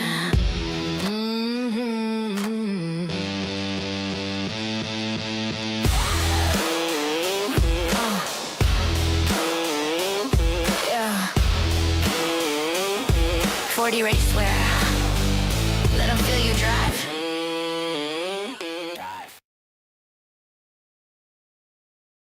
And we are back. Hope everyone had a good break. Hopefully, everyone has gotten their votes in. Please get their vote in for driver of the race. It is between Miss Covington, Jorge, and Wicco. Excellent, excellent racing. Before we get into anything, I do want to say thank you to Rob and to Tweak Morrison for their gifted memberships. Greatly appreciated. Again, y'all, if you haven't done so already, please like and subscribe. We would greatly appreciate it. Check out the website, papashouseofgame.com, for more information. And there we go. The poll is closed. And the driver of the race is Miss Covington. I think that's rightly so. Wouldn't you say, Sal? I would agree. That was my pick. So Yeah. the people have spoken. The people have spoken. So excellent race one. That was a lot of fun. Interesting to see some very close calls. With the lap traffic, was a lot of fun. We got split 3 coming up for you, but before we do that, let's go ahead and thank our sponsors one more time.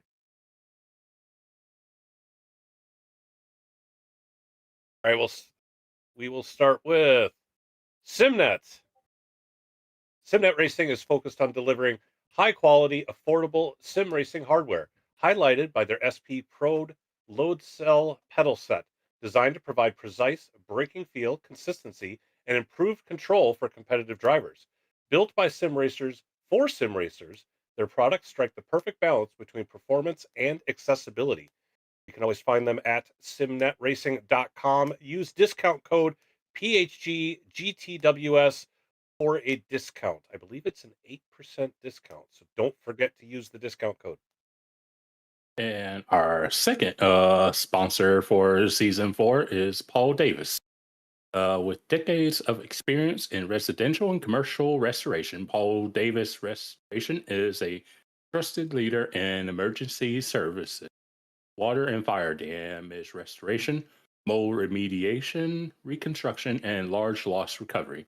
Their commitment to professionalism, rapid response, and customer care has made them a respected name across the industry.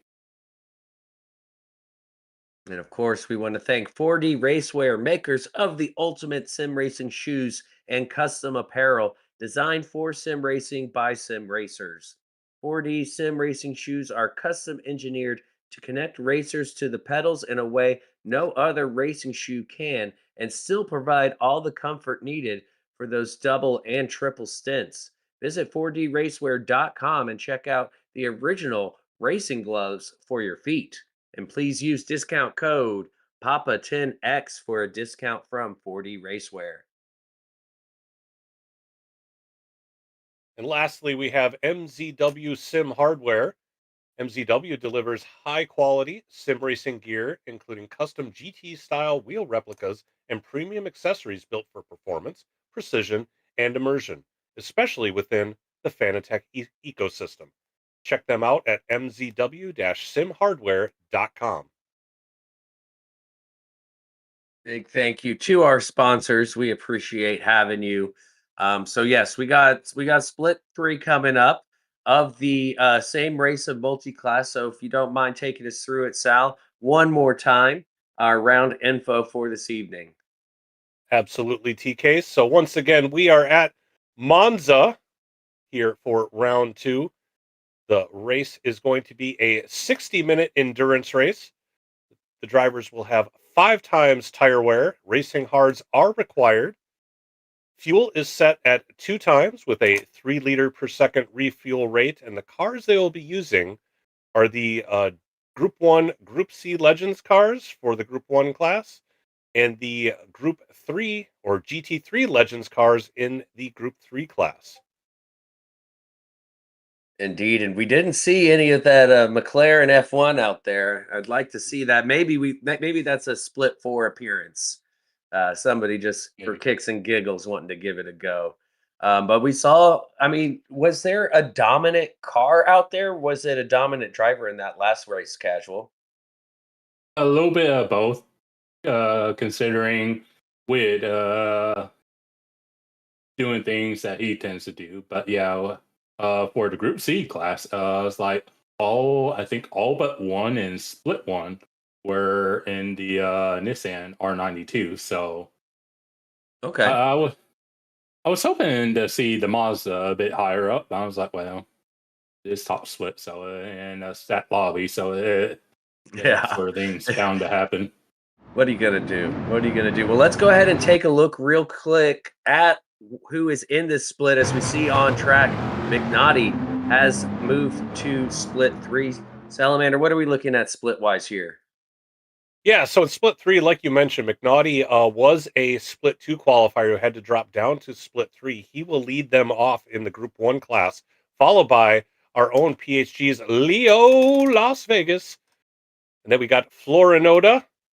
And then we got NVR Crewlob 11, followed by BK2 Johnny Boy. And then PHG Will's brother. And then Old Man Pip. And then leading off the GT3 class will be NVR Maverick, who was also a split 2 qualifier who had to drop down to split 3.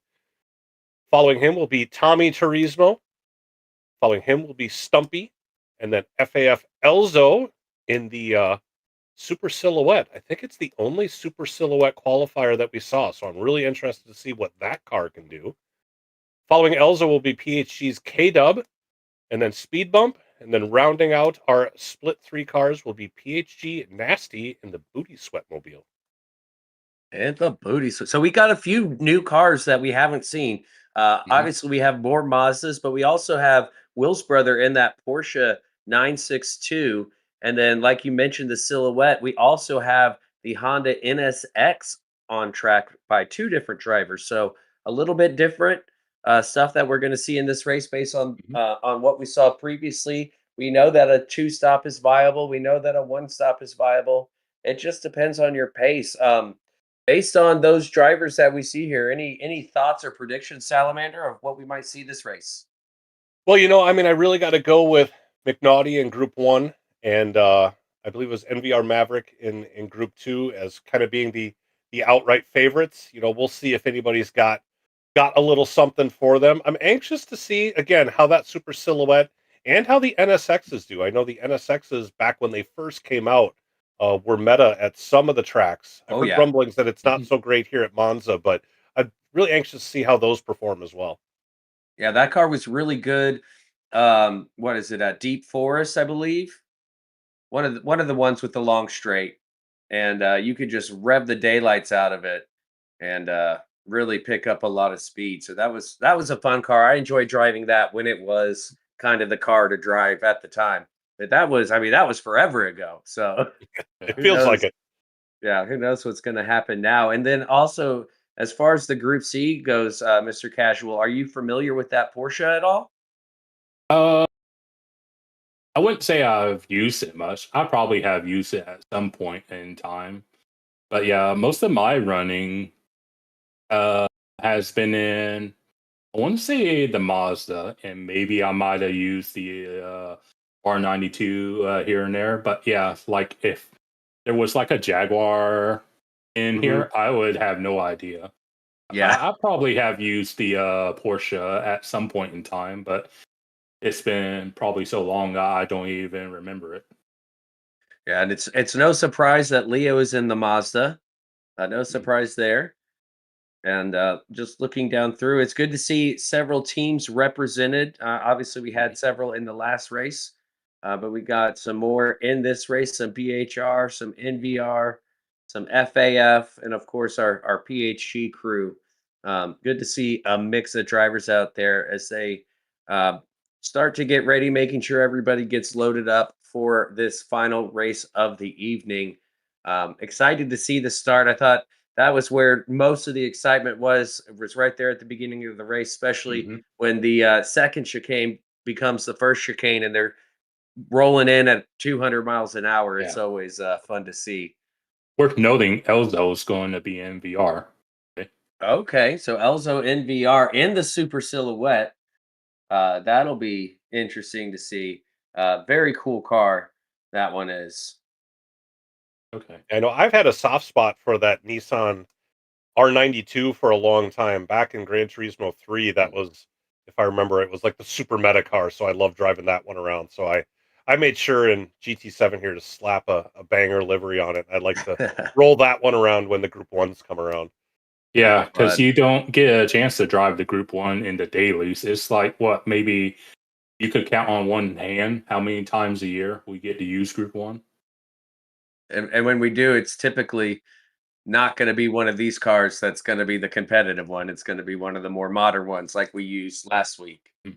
I guess they have done a Group C only type race at one. I remember they did it at one point. All cars to grid positions. And here we go. The race is about to get underway. Hold on to your butts, y'all. It's going to be a good time. We switch over. See all the cars lined up. McNaughty on pole position. Leo in the Mazda just behind. Remember, all starts will be penalized, so make sure you have that handbrake map. And speaking of, I spoke too soon. That's a false start from McNaughty.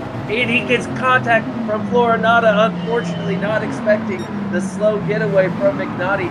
That has inherited lead to Leo, Las Vegas with Krulov and Will's brother just behind. A little bit of a messy start, and it looks like McNaughty's going good, but that hurt Florinata quite a bit, having fallen all the way to the back. We'll take a look at this again.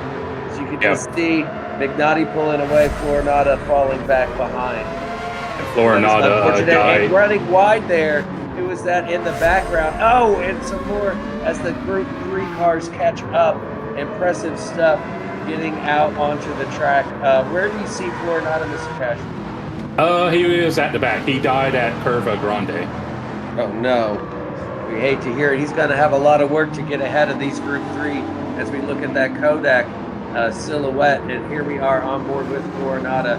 He's should get by most of these cars on this straight, wouldn't you say, Sal?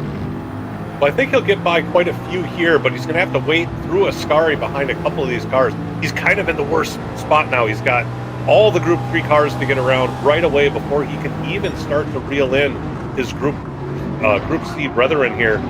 He is making short work. The Group 3 cars are not weaving all over the place, which is great to see. He's got a road to climb here to get back into it.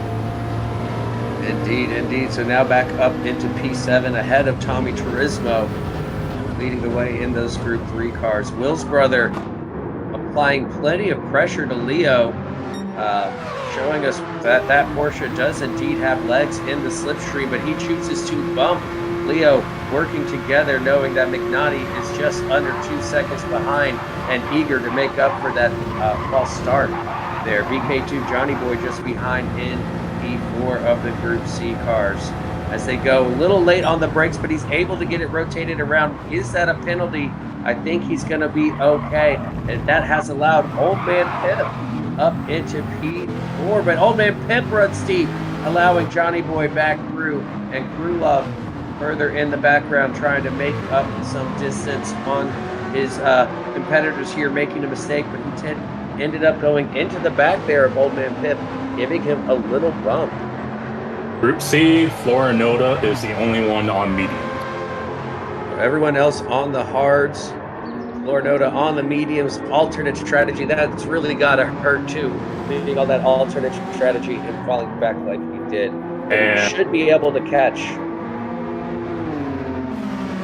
Group 3, Elzo is the only one on medium.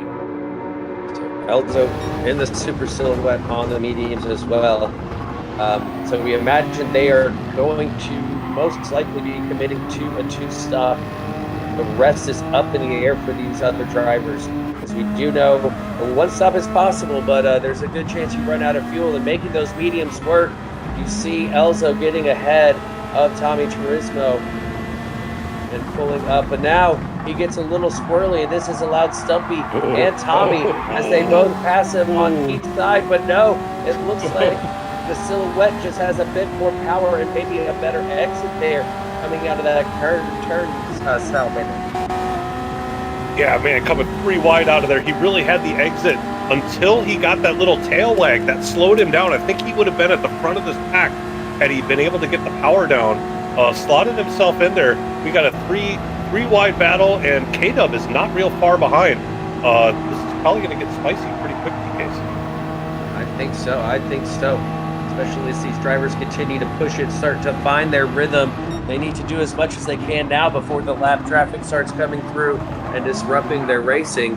As we saw, it becomes very difficult to try to race 3 wide when you have faster cars coming through. So we have 2 drivers in the NSX, and excuse me, clearly doesn't have the top end that it used to have, as we saw there on that straight casual. Yeah, while you was looking at that, I was looking at Kruglow took Old Man pit place from him, so they swapped places.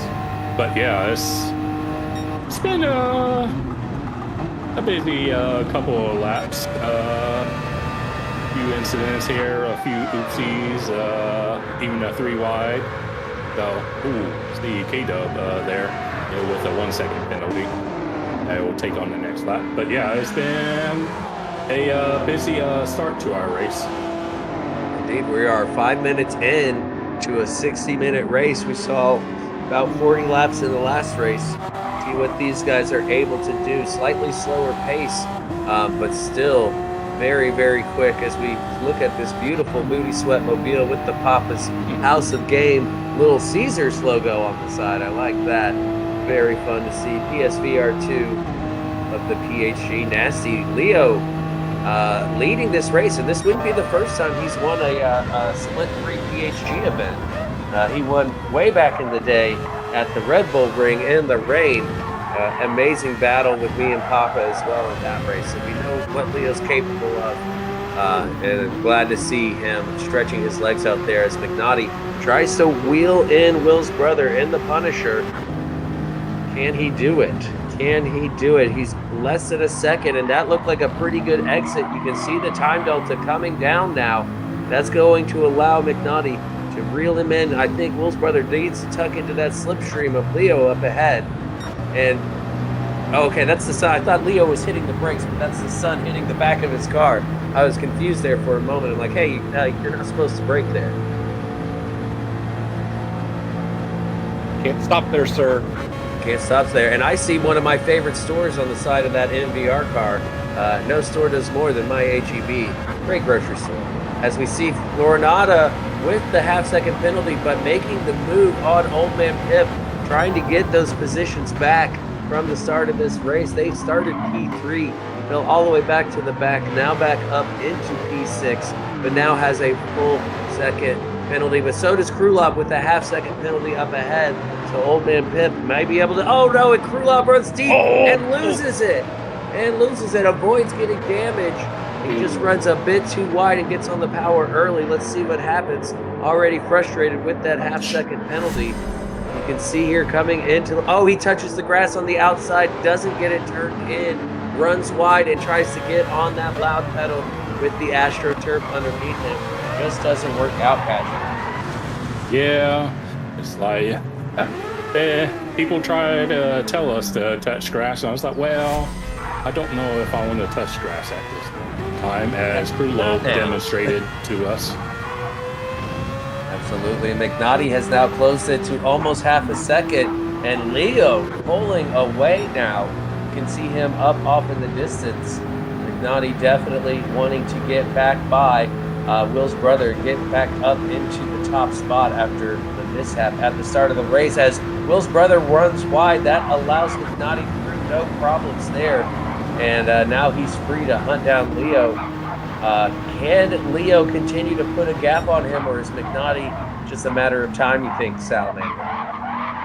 Yeah, I think it might be. I'm honestly quite impressed with how Leo's doing. I'm sure he's grinning ear to ear right now, leading this race leading this race out in that Mazda. But yeah, now that McNaughty's cleared his way into P2, is going to hunt him down. It's going to be a tall order for Leo to keep that gap. Let's see if he can keep impressing me. I think he just might. I mean, 2.4, 2.29 into the braking zone. He seems to have found his rhythm, but this is a long, long race. We're at 51 minutes remaining. We got pit stops to be had. Remember, these drivers have to use the racing hards, but all other tires are available to them. And we didn't even see a couple drivers use those soft tires in the previous race. But Will's brother not letting McNaughty just run away, still able to stay in the slipstream and have a good gap on BK2 Johnny Boy, currently sitting in P4. Yeah, I think we saw in the first race, you know, the people that were doing the two-stop strat, I think all started coming in somewhere between the 15 and 20-minute mark. Get off of those hards, get onto the mediums. If they can make the mediums last for 20 minutes apiece on 2 stints there, basically have 3 20-minute stints, could make it to the end. So anxious to see once we hit the 20 and 30-minute marks just how these strategies start to unfold. Yeah, and based on what we saw with fuel, I don't think any of us were expecting fuel to be such a factor, but we saw Talon run out of fuel and Mist almost run out of fuel. So I think hopefully these drivers were watching that race and have a better idea of what they're going to need to do refuel-wise, because this being an endurance race, Casual, you don't get the same information when you refuel as far as how many laps you have left. You kind of have to do some math, right? Yeah, that's why it helps to do a practice race, because you know, like, okay, when I did a practice race, it was like I ran this many laps. But yeah, because like if you save fuel in your first stint, and you're not going to save fuel in the second stint, you actually need to overfuel when you go in, because it's like the bar for fuel will tell you, okay, this is what you need to go to if you do the same thing. And I think a lot of us sometimes forget about that. Yeah, good point, good point. And you can see Elzo in no rush to get ahead of Stumpy. Seems like these 3 drivers are working together here for the Group 3 cars, as he doesn't make a move, just make sure he doesn't go into the back of Stumpy. Stumpy leading the way here in this 3-car battle in the Honda NSX. P9 with Maverick just ahead. Actually, by just ahead, I mean almost 5 seconds ahead, making it look easy up front for these Group 3 cars. It looks like we've got quite a gap there at the front, but yeah, seeing those other 3 all bunched up certainly is making for an exciting battle. And we see in that bunch, we've got the Super Silhouette and we've got the NSX, so we get to see what these what the new cars do. Not new cars, but the ones we hadn't seen in that first stint, and watching them battle it out. It seems like they're pretty evenly matched back there. Yeah, it does look that way. The balance of power seems to be pretty consistent as we see Leo catching up to lap traffic.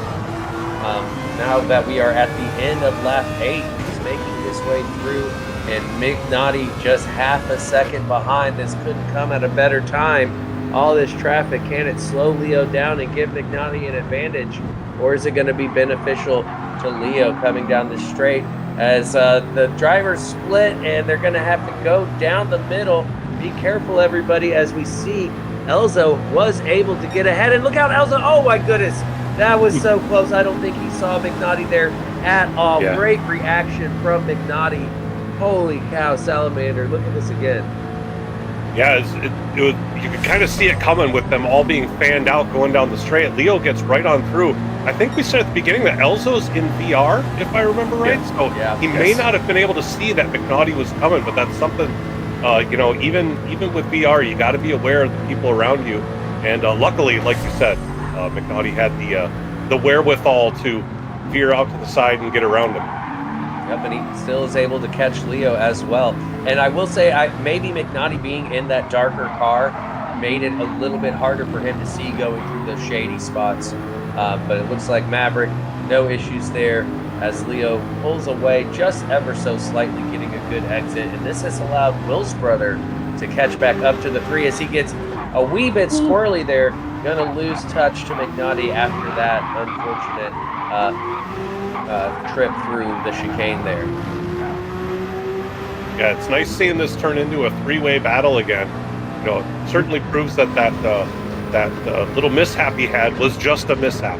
He's still got the pace to keep up with these other two, and we should be able to see them battle out. It looks like they're back to having clean air. You know, the whole field hasn't quite spread out yet, so we're going to have another 8 laps or so before they catch up to the Group 3 cars. So give them time to just kind of stretch their legs and see what each other got. Indeed, Leo's definitely going to be feeling the pressure. He knows what kind of driver McNaughty is. He's a very quick, and he is going to try to go for the move around the outside, which puts him ahead before the chicane. Yep. Well played, just carrying that much more speed. McNaughty back up into the lead, Cash. Yeah, so I figure McNaughty, I guess I've watched McNaughty every now and then. It's like, I figure he would probably catch up.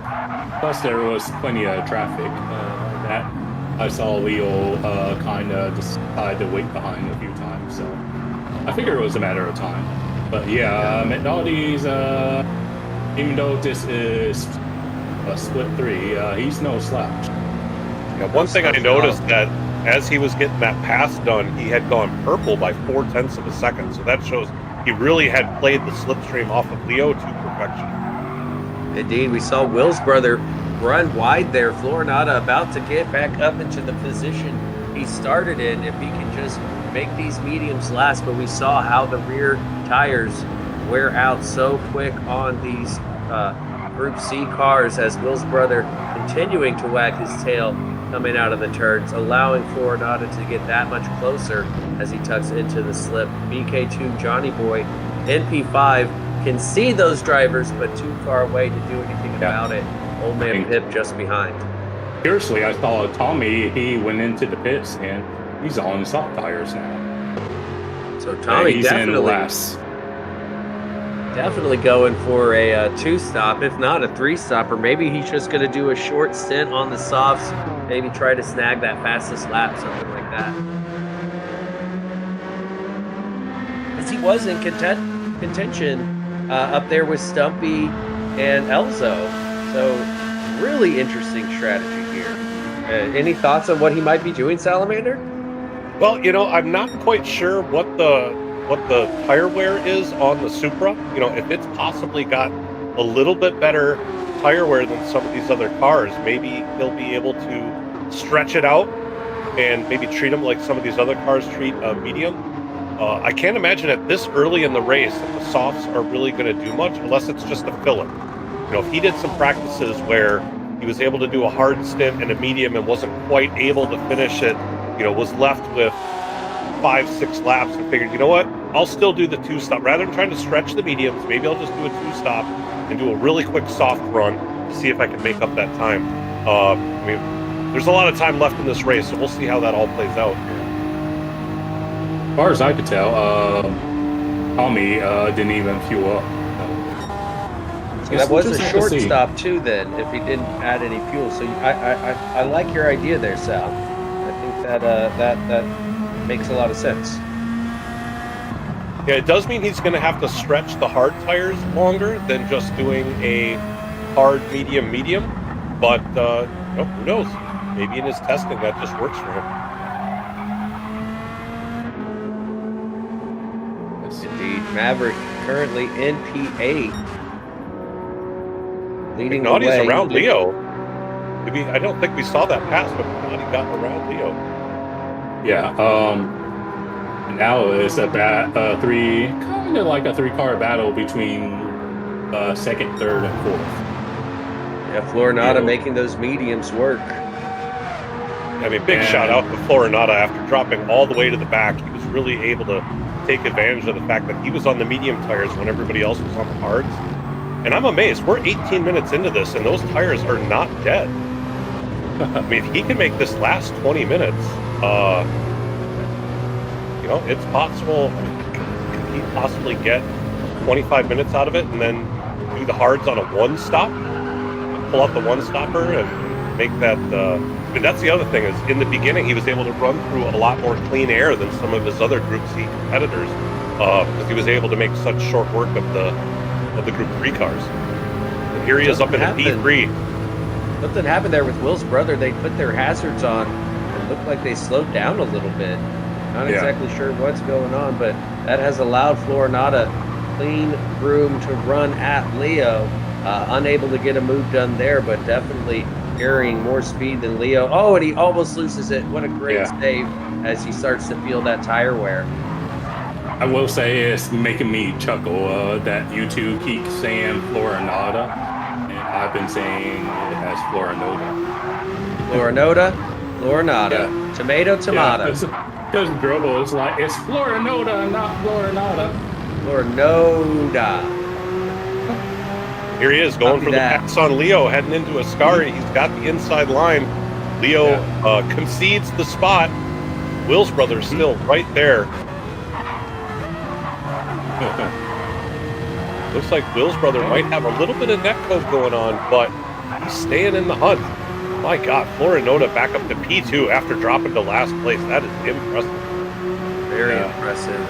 McNaughty seems to have kind of checked out up there at the lead.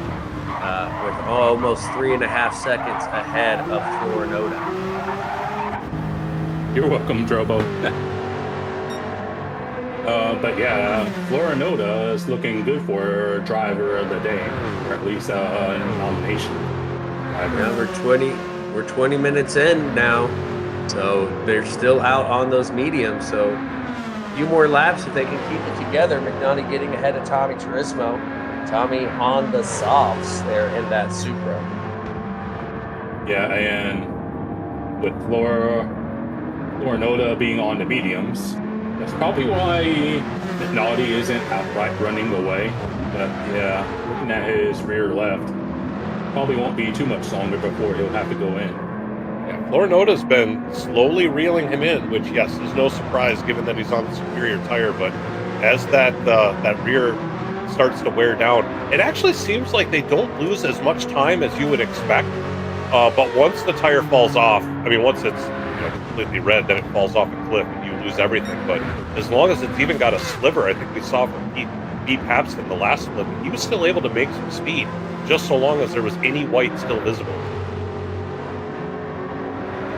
Yeah, I think you're right, and we did see some drivers, and we see some drivers using various assists, whether it's traction control, ASM, countersteer, doing whatever they need to do to handle these cars, because I am so bad at driving these cars. I don't enjoy it at all.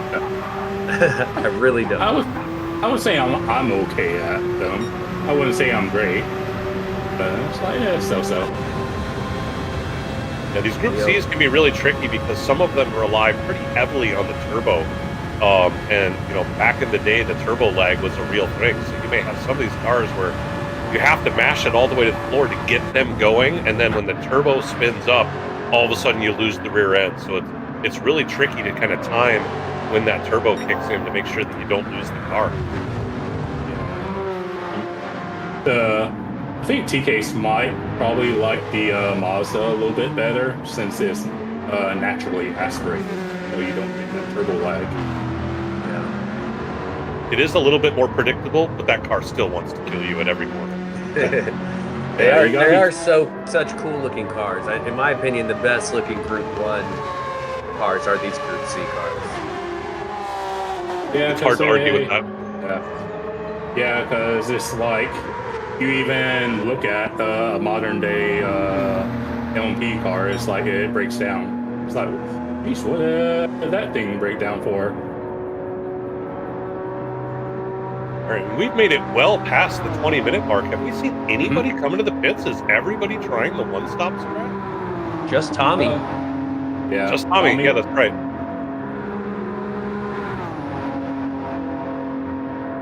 And that's crazy. And look at the tires on Elzo. He's still got half his tire left at 23 minutes into this race. He could go well beyond the 30-minute mark on the mediums and even do a short stint on the hards. Got a quarter tank of fuel, but that should, again, easily put him past the 30-minute mark.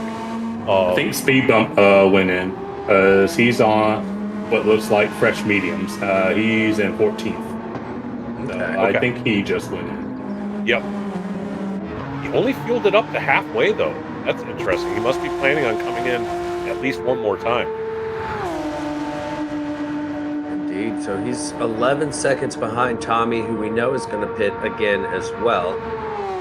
Tommy being on the softs, and you can see the tire wear already, especially on that front left tire, starting to show a little bit on these racing softs. So he'll have to pit again and definitely refuel. By the way, surprising. our leaders are only separated by a second and a half now. All right, Florinota making those mediums work, but look at that, Sal. He is running out of those tires. Yep, 6 minutes left at about a minute and a half. That's and he's coming in. Yep. Coming in with 35 to go. You know, if he puts on the hard, if he made it last that long, 25 minutes on the medium, he should easily be able to make the hards last. And he still has half a tank of fuel. Yeah. You know, fill this thing up, put on the hards. He's definitely done as far as pit stops go. McNaughty, on the other hand, has way more tire left, also at a half a tank of fuel. But of course, he's on the hards. So he's probably looking to make it at least another 10 minutes, maybe another 15, and then slap on those mediums and go. He's going to have a lot of breathing room now. It's just a matter of if he can, you know, handle the clean air and, you know, not have to worry about somebody catching him from behind. Florinota did not refill all the way. He went up to about 76%. That enough fuel to make it to the end? I think if he only used half a tank for almost half of the race, 3/4 will probably get him to the end. And nice and safe without having to worry about running out. Right. I mean, it's almost worth it to kind of overfill by even 2 laps just to be safe. You know, an extra lap or 2 isn't really going to impact your car all that much. It's when you have, you know, a full tank when you only needed a half tank is when you're going to see it. But an extra 5-10% really probably isn't going to make that much of a difference. And as we saw in the last race, it certainly became a problem. So why not just avoid it? Indeed. Leo now down into P3 as Wilkes' brother comes into the pits, and he's used quite a bit more fuel than everybody else out there. So he's definitely going to have a bit more refueling to do. And he is in the Porsche. So that may be a sign of this vehicle not quite being as good on fuel as the others. Yeah, I did see that in the chat. Some people were complaining that the Porsche is horrible on fuel. Still plenty to make it to the end. They don't have to take an extra pit stop because of it, but certainly have to fuel up longer. So gonna lose some time in the pits. With 3 liters a second, that's slow. That can be significant. He had been running in 3rd, 4th place up with that pack. He may be a little further behind now, lose that slipstream and not be able to catch up. We'll see see what he can do with fresh tires. Coming up, Johnny Boy catching the Group 3 leader of Maverick, getting by no problem. 4 seconds behind Leo, who's currently in P2 due to the pit stop of Will's brother. Yeah, Florinota in 6th place went wide at Lesmo 2. Did spin out, but he went over to make some sandcastle. Easy to do. We've seen it, several drivers at that point, and he's got Will's brother just behind. Not much of a gap there, having pitted a lap earlier. Will's brother on the mediums with over 30 minutes left to go. Going to be interesting to see how long he's able to make those last, as he looks like he's slowly gaining there on Florinota. Coming into this turn, Florinota running into the back of K-Dub there, wanting to get by soon. Hopefully K-Dub's not planning on pitting. No, it looks like he's safe as we see one of the other drivers, I believe that was Stumpy, into the pits. That's one thing to keep in mind is that, again, Florinota, with that impressive comeback from the beginning, did have to use his mediums to do that. So now that he's on the hards, we're going to see all these other front runners that he was able to catch now be able to switch to the superior tire.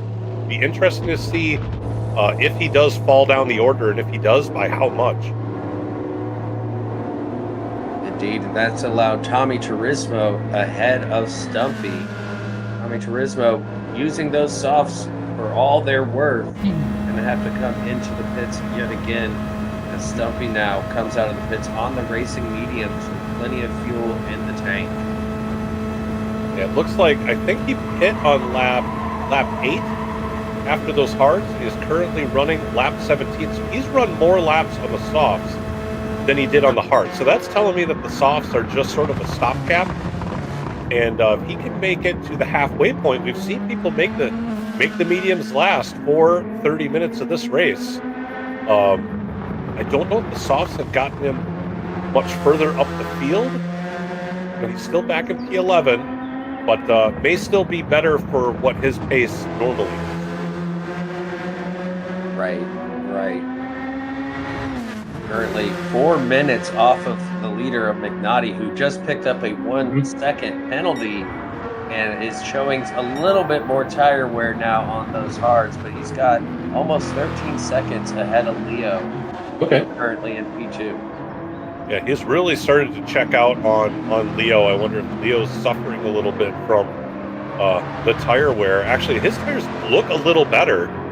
So it may just be that Leo has a little bit less pace. You find that drivers that are going, with a little bit slower speed end up having less tire wear naturally. They tend to be able to go longer. But with both of them clearly being on a one-stop strat, we'll see, just whether or not he'll be able to kind of catch up a little bit with the mediums. He seemed to have the pace with McNaughty at the beginning. And now that everybody's settled into a rhythm, maybe McNaughty just took a little while to kind of get things going, get into that rhythm. And now, at this point, 12 seconds, we'll see if that stays for the rest. We're basically just past the halfway point.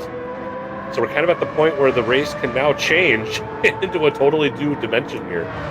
We'll see if that happens or if they continue to spread out as they have been. Indeed. So Tommy coming out in last place on the mediums. Okay. Called it. There we go. It's Johnny Boy in third. Comes zooming by. Yeah. Beautiful Falcon livery. The Stumpy in 11th, separated by a little under a second from PHG Nasty in 12th. Nasty's got a pen though, so unfortunate. Oh, Nasty spins! Coming out of Lesmo too, lost it. I'm curious if he hit that AstroTurf on the outside. I'm gonna watch him go through here. Oh, yep, got in the AstroTurf, but that was at Lesmo 1. Keeps it going straight. Comes through here, gets on the outside. Oh man, it was just the right-hand tires got into the AstroTurf. Normally it's when you see all 4 tires get into it, is when you lose it, but unfortunate for him, that's gonna set him back a ways. There we have Elzo making his first pit stop. Gonna refuel and get some fresh rubber. Started on the mediums. We'll see if he comes out. I'm assuming going to come out on the hards. Making plenty of fuel. A full tank. Interesting. I didn't see what his fuel was at when he came in. Neither did I. Didn't think the Silhouette needed a full tank. He may have overfilled that. But admittedly, I was not paying close enough attention. So, again, having seen a few people run out of fuel in the first split that we had here tonight, maybe just playing it overly safe. He was at 24% when he went in. Okay, man, was a Old Man close Pip really closed the gap there, and Elzo was kind of weaving back and forth. Wasn't quite sure where he wanted to go. It caused Old Man Pip to really have to check up. And that brought Krulov right into the back of him, who makes contact going through the chicane. Looks like nobody spun and nobody took damage, but that was a close call. Very close call. We're going to see that again. We saw that Old Man Pip got really held up by Elzo there, which allowed Krulov to close in. And as they go into the braking zone, it looked like Krulov got off the brakes a little bit, got in the back of Old Man Pip. Everybody survived. Yeah. It was a Code Brown moment for sure. Oh, for sure. And that was Johnny Boy going into the pits that allowed Old Man Pip up into P3. Johnny Boy having taken his pit. K-Dub is in for his stop in 9th. Looks like he'll be getting off the hards. Presumably Surprised going we're to the seeing- mediums. Surprised we're seeing so many people do the one-stop strat. In that first split, it was what, maybe half and half in the field? It seems to be predominantly one-stop strat in this one. Indeed, and Leo into the pits as well. McNaughty staying out, Old Man Pip out, and Krulov still out. That's going to allow Florinota and Will's brother to move up ahead of Leo. But yeah, like you were saying, Sal, a lot of one-stop options here. I think they saw what Witt did and said, maybe I could do that too. They're going to find out, I guess. Yeah, I think we saw in that first split, you kind of needed to make the mediums last for 20 minutes and the hards for 40.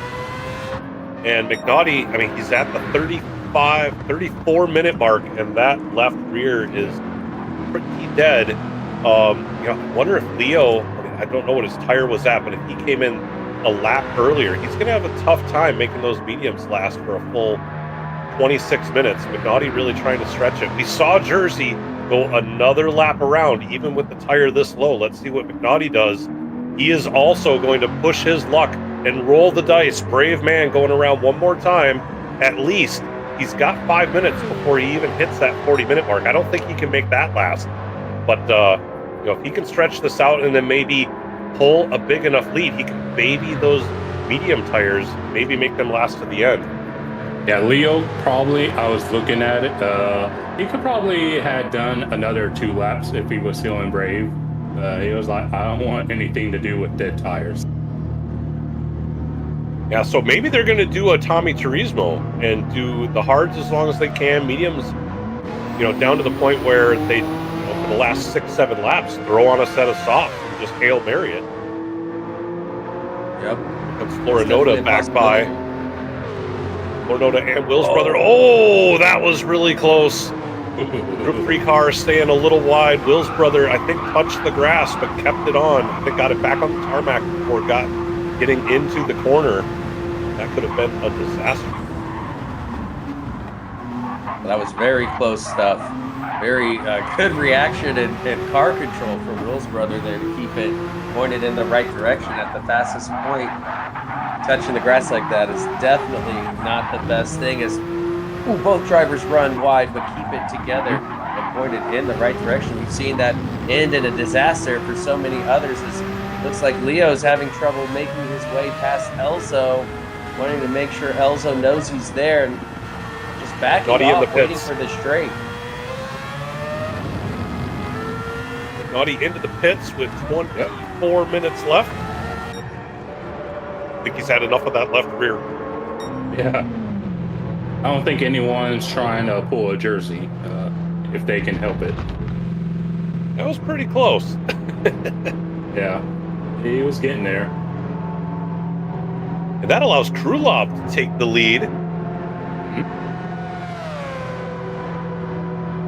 Krulov had already, hasn't pit yet, but he's still actually got some tire left. He could certainly make it to the 40-minute mark, I think, at this rate. Slap on those mediums, he'd be able to go in full send on the mediums rather than having to baby them. Yeah. Don't remember what the gap was before McNaughty came in. It had to have been at least 12 seconds or more, so it's a lot to make up. But yeah, Florinota broke himself at the chicane, went deep, but no penalty, fortunately. It's purple, but yeah, I guess he broke just a tad bit too late there. I guess he gave up enough time that the game didn't penalize him for once. Will's brother, though, unfortunately not able to capitalize on that mistake. Still sitting in P3 just behind, but looking to gain on some positions. And we're seeing that gas tank of the Porsche really go down there. With 22 minutes remaining, it's going to be a tough one. That is going to be a tough one. I don't know if he's going to make it. McNaughty was certainly catching up, not too far back in P4. 7.7 seconds off of the lead, and we know the leader needs to come in. In fact, the leader is in now. Yep. So this is, for the time being, your current fight for the lead. How about that? Florinota from P3 to P last to P1. Very impressive. Very impressive. Yeah, Will's brother definitely is going to need to pit again. They are on the medium, so maybe they are planning on a two-stop. Should be interesting to see as Kulop now comes out of the pits onto the mediums, just behind Leo there. Good battle for P1, and McNaughty is in the background, slowly trying to gain on them. Can't quite see them yet. Oh, there we go. Now he can see them before they come around the corner. He's got to keep it together and hope for a little battling between the two to make his job a little bit easier. And going through Lesmo 1, he really chopped into that lead. He went from 3.8 seconds to 3.3. Lost a little bit in Lesmo 2, but remember, he's on fresh mediums. And only 4 seconds back with 21 minutes to go. Will's brother goes wide there. I don't know, Florinoto is going to, I mean, none of, Florinoto and McNaughty are both done with their stops. It's just a matter of whether McNaughty can catch him soon enough and get that pass done. And whether McNaughty has to save tires. Because he's going to have to be careful not to battle too hard if he's going to try to make these mediums last all the way to the end. Because we're just reaching the 20-minute mark. And he's been out for at least 2 laps on these tires already. As we see, McNaughty gets fastest lap. Yeah, so he's not holding back. Not at all, and he's put quite a gap on Leo. It's amazing to think that they were battling for the lead at one point in this race. Leo setting his personal best, but currently sitting in P4. The nice gap Will's ahead of brother died at the first chicane. P3. Oh no! Yeah, he went left when he should have went right. He just kept going around, Yeah. I've done that before. I was like, what happens if I go this way, Dad? I was like, well, if you want to find out, go ahead. Turn right to go left. Huh. That should give Leo a glimpse of hope, knowing that Will's brother is going to pit again. Should move Leo up into that podium position, assuming he can make it to the end on those mediums. Yeah, because he'll need to fuel up Will's brother. Yep. Yeah, the fact that Leo pitted, 1 or 2 laps before McNaughty, I don't know, I think both of them are going to have a hard time making those tires last. I think they can do it, but I think they're going to have to start sacrificing some pace at some point to make that happen. And I think we're seeing a little bit of mist, so the cooler, maybe they're planning on the cooler weather also helping make those tires last a little bit. And I think we saw maybe a bit of management from Leo towards the end of that first stint as he started to drop back. His tires were in better shape than the drivers around him. So perhaps he's in that mindset already of needing to make these tires last at the end. He saw how B-Pap spun out on the final lap and how some of these other drivers have made mistakes, so he can just stay consistent. Also using the traction control helps on that rear tire wear as well. Yeah, and our Group 3 leader, Maverick, having a nice time out there. Okay. Yeah, only a 1.8 second lead. Oh, go ahead, Mr. Kidd.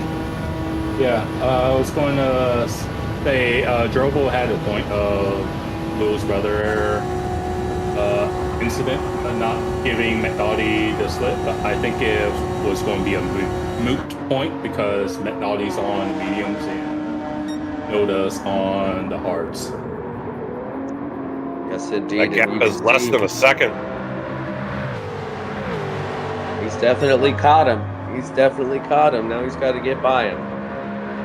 He's got 17 minutes. I mean, at this point, McNaughty can play it safe. The one thing he's got to keep in mind is that, again, following another driver will wear your tires more. And if he's at all, a big dive there at the end. Wasn't trying to take the pass, but certainly closed it. Mm-hmm. But no, if he's like us, worried about whether or not those tires are going to last, he's got to be careful not to burn them up following Florinoto around. Yeah, I mean, I think you saw that braking speed of McNaughty there. That's just the difference between those fresh mediums and the worn hards there. You can just brake that much later and arrive at the corner that much quicker as he continues to go purple, following behind Florinota. Yeah, we're watching this time come down. He's now less than half a second. If he times Parabolica right here, he could get this pass done on the long straight. In fact, there is some traffic ahead. If they have to navigate the traffic, that may not allow him to get the pass done. It's all about timing at this point. Yep. Nasty gets out of the way. That was a freebie. Only one car to go. This should be... Yeah, he's going to catch him. Look at that closing speed. Oh. Nowhere for Florinota to go. Oh, my goodness. McNaughty gave him just enough room, which honestly he didn't have to do. He box in like that. You can use the other cars as a pick. Oh, Florinota battling back. Elzo probably be getting caught unaware by these two drivers, and a little bit of contact from Elzo and McNaughty allows Florinota back through. You know McNaughty's going to be fuming about that one. He had gotten the move done. Now he's going to have to do it all over again. That was actually a smart by Florinota to kind of throw a little dummy up the inside to kind of force McNaughty's hand, and you see it actually ended up working out for him. 200 IQ move right there.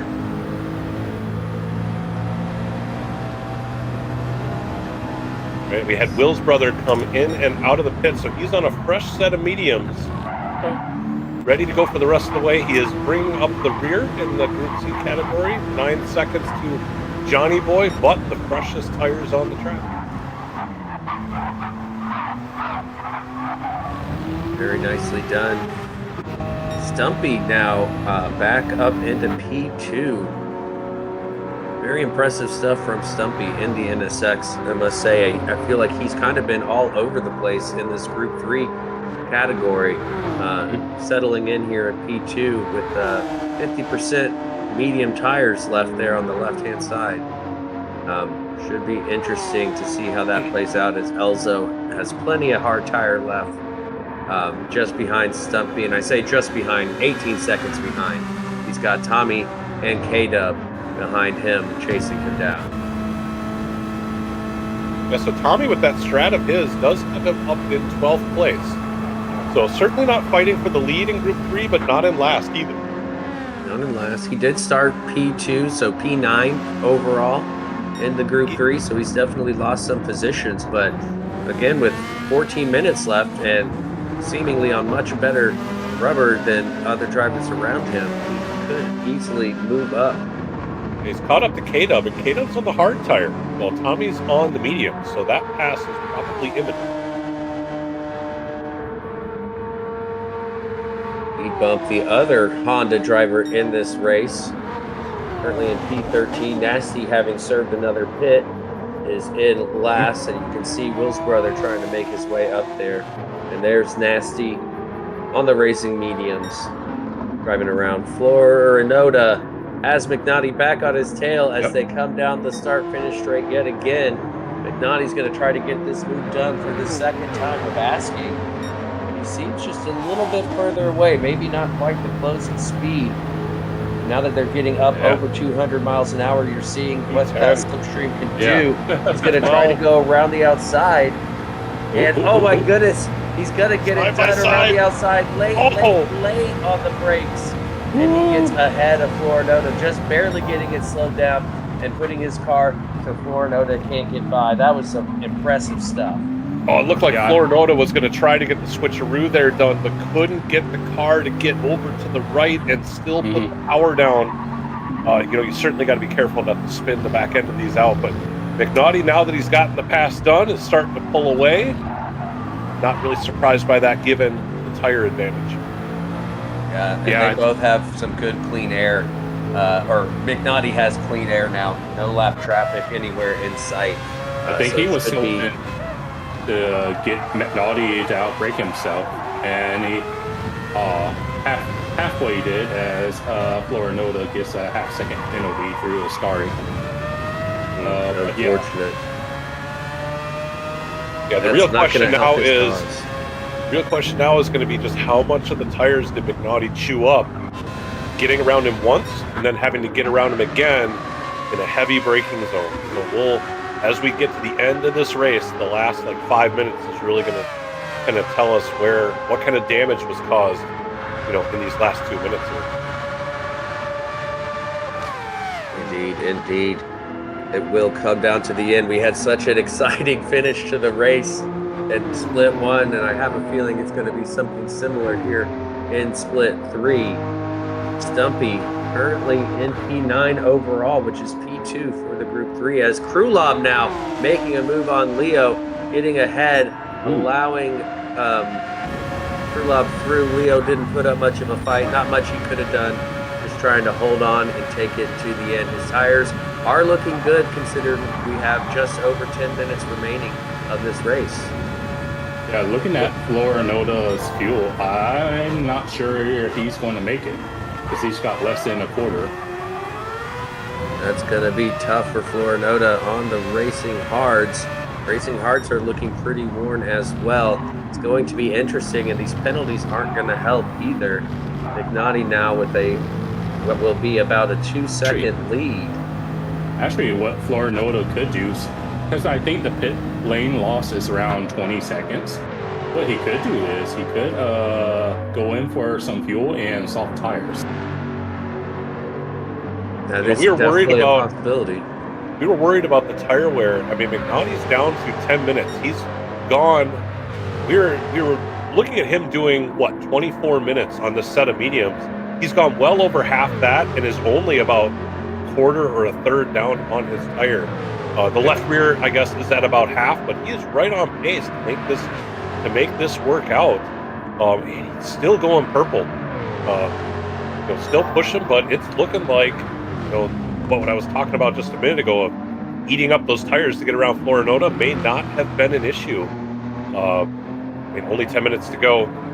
If there's anybody that can do it, I think McNaughty can. Indeed. Elzo in no man's land right now, currently P10. He's moved up one position since the start, and we see here a battle brewing between Tommy and K-Dub. Tommy Turismo committed to the 2-stop early, changing it up. K-Dub hunting him down in the position he started in.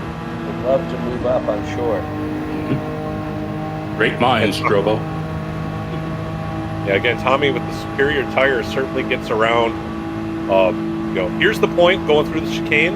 Again, with that tire advantage, he should be able to get a little bit more of a gap, try to break that slipstream that K-Dub used to keep up with him. See if he's able to get through here cleanly. It looks like he does. Okay. The gap is actually coming down. K-Dub had an even better exit through the chicane. And the Skylines does seem to be strong. I mean, obviously our race leader in Group 3 is in it, and our winner from last race was in the GTR. But Wicco showed us how strong the Supra can be by moving up to the podium positions as well. Oh, yes.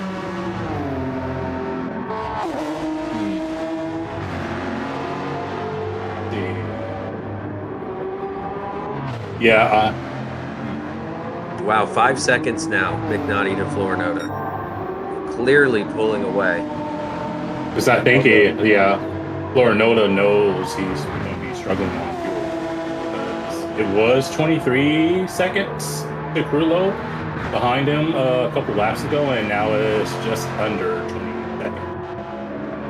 Yeah, not only is Florinoda on the hards, but his hards are worn even more than McNaughty's mediums. I mean, McNaughty's is going to wear faster, so the tire wear will catch up. But for now, McNaughty has a clear tire advantage, and that's showing, and that gap is getting so much bigger.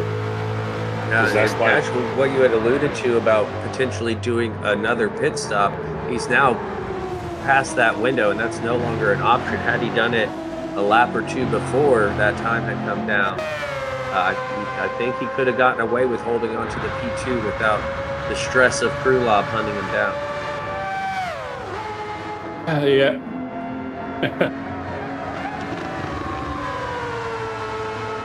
And Krulop's Leo's tires still- are looking pretty good too. They're right about the same pace as McNaughty's.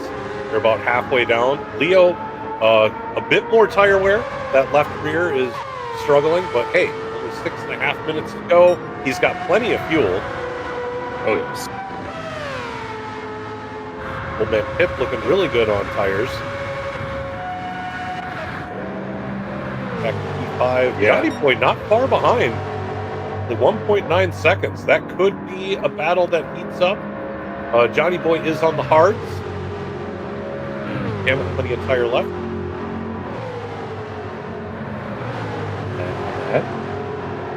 Bill's brother on the mediums. Looking to close that 4.5 second gap. Plenty of tire left. You know, he pitted not that long ago, which set him back, but is going to allow him to make up some time. We'll see if 5 minutes is going to be enough to maybe gain a position. Tommy's not going to make it on fuel in 12th. So he had to go in. Again, so a third pit stop for Tommy. Yep. Out on the That's not softs gonna again. help. Full send on the softs. Take fastest lap. Oh, wait, he's in group. Will's brother currently with the fastest lap of a 27.8. I noticed McNaughty had also been able to do a 27.8, but just ever so slightly slower than Will's brother. So the pace is there for both drivers. Yeah, Will's brother got it by 17 thousandths. Tight racing, a speed bump is now gaining on Tommy. Tommy having just come out of the pits, not able to carry as much speed, but there goes Krulop through, and speed bump has to run a little bit deep to avoid contact as the faster car came through. He's got to be on high alert now. Yep. All these Group C cars coming through as we see Leo just behind. By the way, the gap to Florinoda and Krulo is down to 14 seconds. 11 seconds, almost 12 to McNaughty. McNaughty's really running away, and yeah, look at that left rear. This is going to be a painful It's gonna last 4 minutes. It's going to last for 4 minutes, but you're right, it's going to be painful. Krulov, I Three mean, more laps. 14 seconds is pretty far back, but you can see us. He's already running wide there. A good spin will bring Krulov right into this. So Florinoda has to keep their head down and focus on finishing this race in P2. Yeah, I think with them being hards, they're going to last. I don't think we're going to run into the same issue as we had last race with B-Paps running the tire all the way down. But it's still going to slow down his pace. He can just keep his, like you said, keep his head down and concentrate on what he's doing and hitting his marks. He should be good to hold on. Will's brother catching up to Johnny Boy, no problem. Looks like he may be able to make quick work of him on this straight. We'll see. He can tuck in the slipstream. Johnny Boy just far enough behind Old Man Pip to not quite have as much slip as they come down and pass. I believe that is Nasty in the Group 3 machinery on the right. Sure enough, and there he goes, BK Johnny Boy trying to break the toe a little bit. Can they keep it together on this flat-out right-hander before the heavy braking zone? Johnny Boy able to maintain position. And it looks like Will's brother's going to have to wait. And it looks like, oh no, a big incident from Old Man Pip as he takes out the barriers. And this is going to bring everything together now. I see. See what happens here as he comes into the chicane. Nobody around him. Does he just outbrake himself or come off the brakes a bit? Oh no, somebody else had already gone through the barrier. And just got a bad exit there. Maybe a little distracted from those barriers.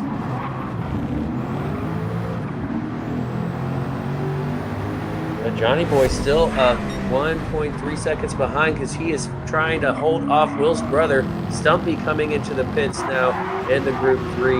He will fall back to the back of the pack. But it looks like Will's brother just not able in the Porsche to close the gap on the straights. Like we've been seeing from some of these other cars. Let's see if he can get a better exit here. Maybe handling in the corners a bit better, but it just seems like Johnny Boy is able to just stay ahead, but now much closer well in the slip. This might be Will's brother's opportunity now.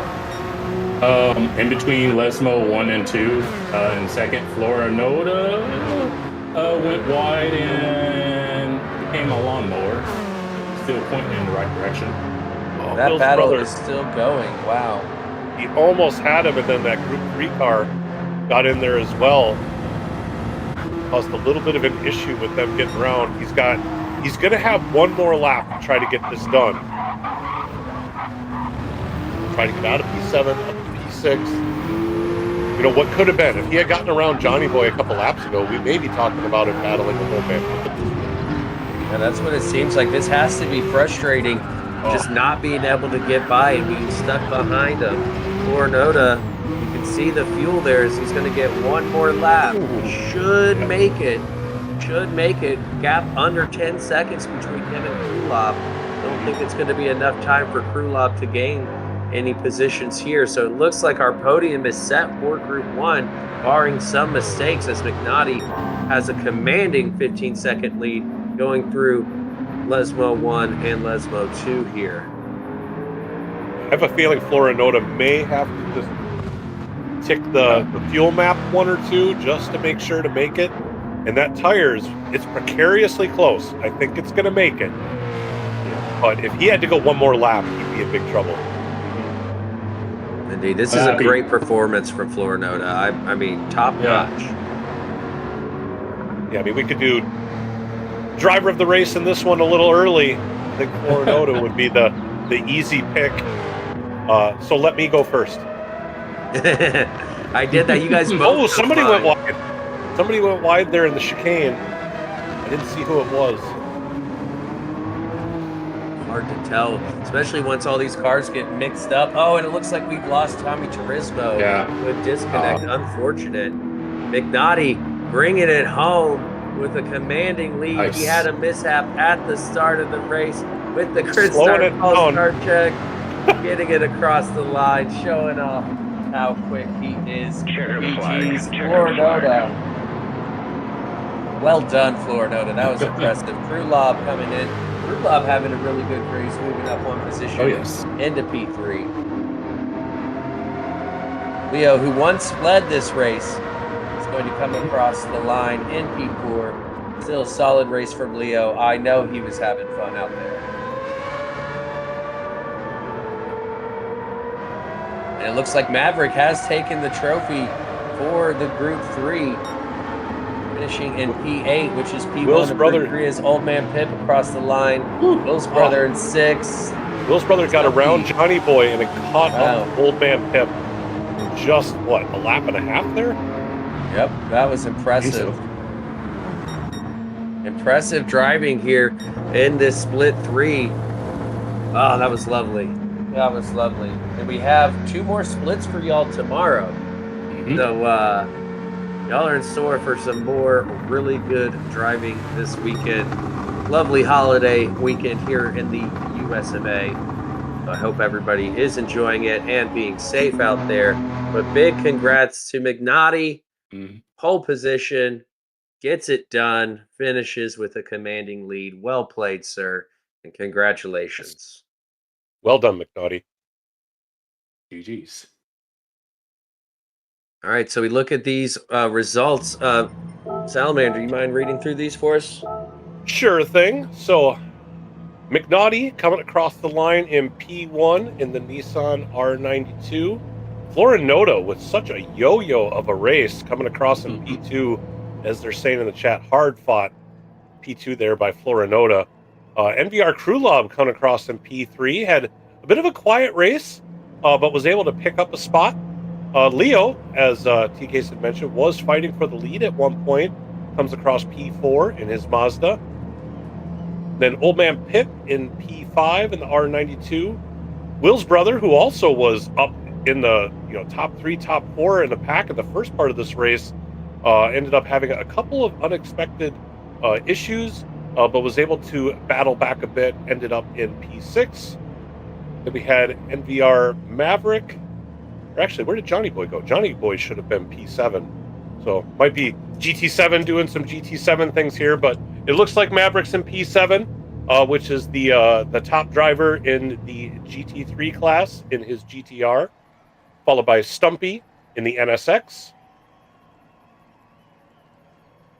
Then we had FAF Elzo in the Skyline Super Silhouette, followed by K-Dub in the GTR, Speed Bump in the NSX, and then Nasty, our final driver in the GTR. And yeah, we see Johnny Boy. The time is ahead of those others, so I'm not sure why GT7 is putting him in P13. Yeah. He was really P7. And then Tommy Turismo, we lost at the end there, unfortunately, pulling out a different strat than we saw the rest of the day in the Supra. Very nice. Very nice. Great racing, everybody. GG's all around. GG's all around. Big thanks Yep. to Papa for running the stream and manning the cameras behind the scenes. Great job. Y'all don't forget to like and subscribe. Like and subscribe, please, and thank you.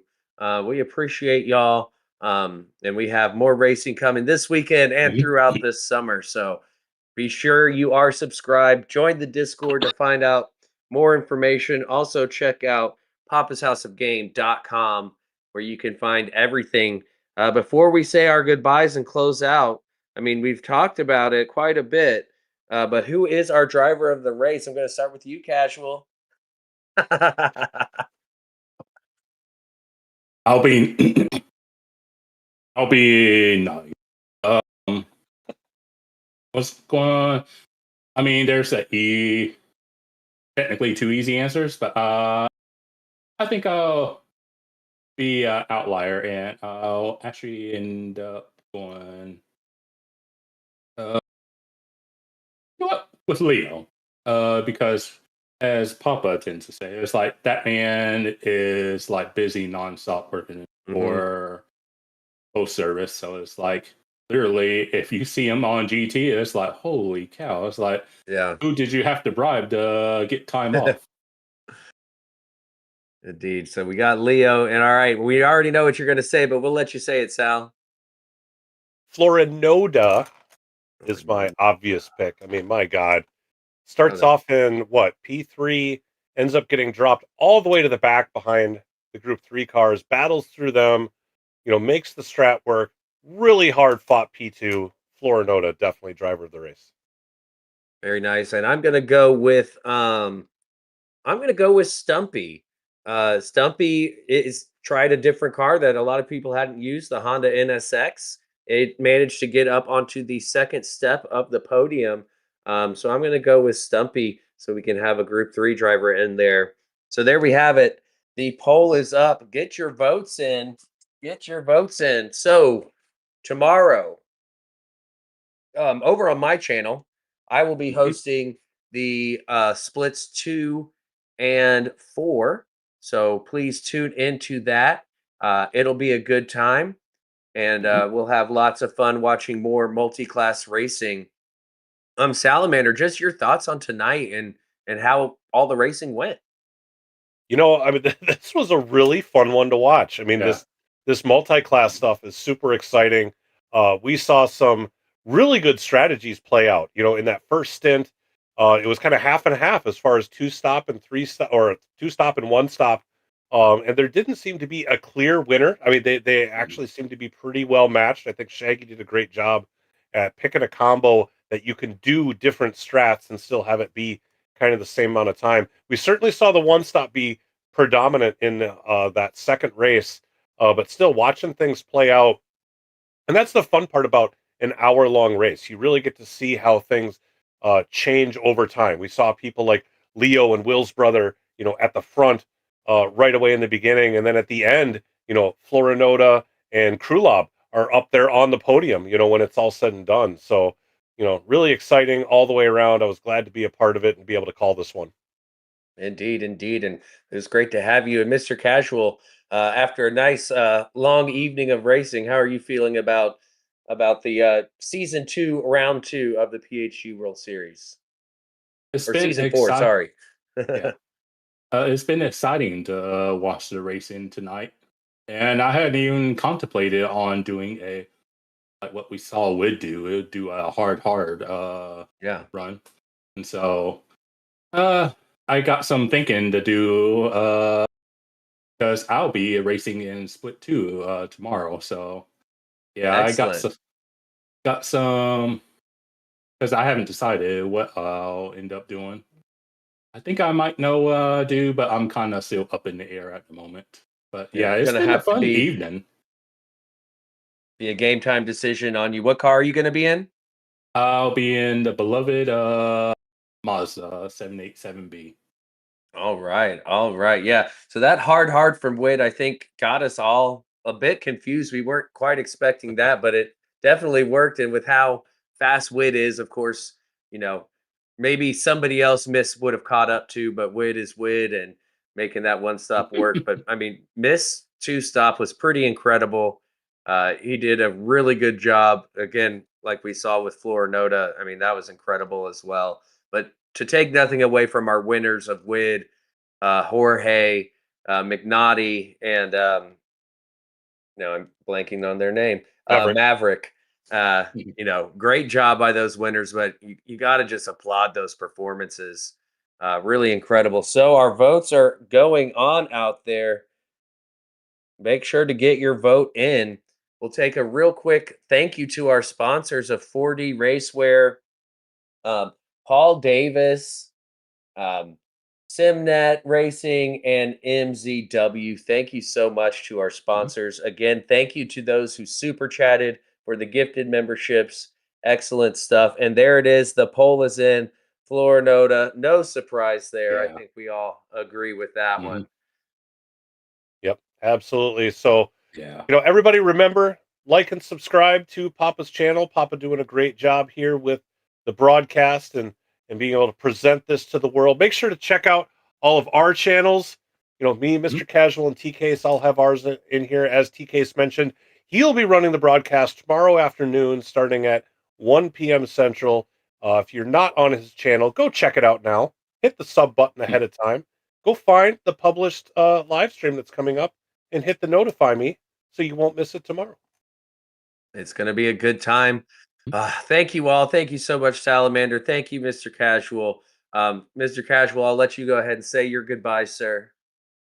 So obviously I'll be racing tomorrow, and with how fragile life can be, I'll leave the lovely folks with this. So Stephen Colbert does a Colbert questionnaire, and one of the questions is, what happens when we die? And Keanu Reeves, he gave this very deep answer. He says, I think anyone who loves you will miss you. There we go. I agree. I agree with that. I like that. Keanu Reeves, what a cool dude. Yeah. Yeah. I was going to say maybe he thinks he turns into a motorcycle, but that's a lot better. That's a lot better. And Salamander, I'll let you say your goodbyes. Yeah. Thanks for having me on here. Papa, TK's Mr. Casual. It was a pleasure, being a part of the broadcast here tonight. Great racing all around. Yeah, it was just a really good night. I think I've run out of words. So thank you very much and have a good evening. We hope to see everybody tomorrow afternoon. Indeed. Like, subscribe. Y'all have a good night. Be safe, and we'll see you tomorrow. Later. Peace. See ya.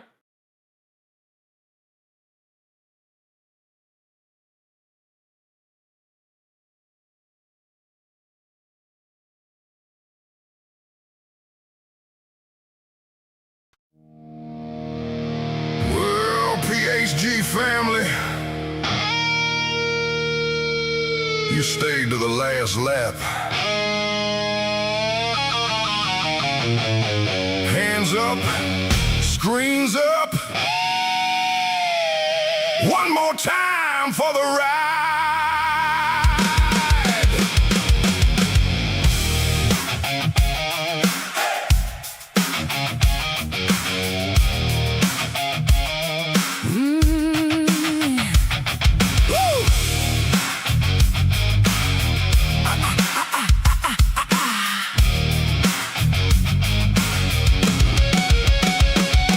Burn rubber on the screen through every turn tonight.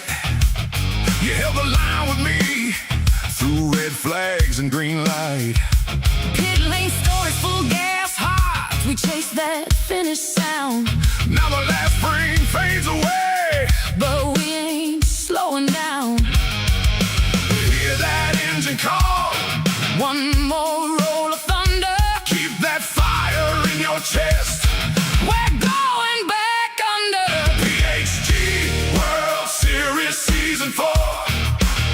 We were born for more. Until next time, until next time. We hit the floor, we hit the floor. PHG World Series Season 4. Keep that engine roll. Until next time, until next time. We run it back once more.